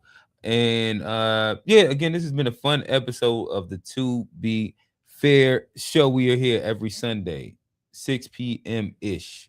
Sometimes at 7 p.m. Sometimes at 6:30. Sometimes at 6:15. You never know. Just pull up on it. Just make sure that you open during that block, and we're gonna give you everything from the culture, politics, religion, 100%. And anything in between. But yeah, with that said, this has been a fun episode, and like that, we out. Peace.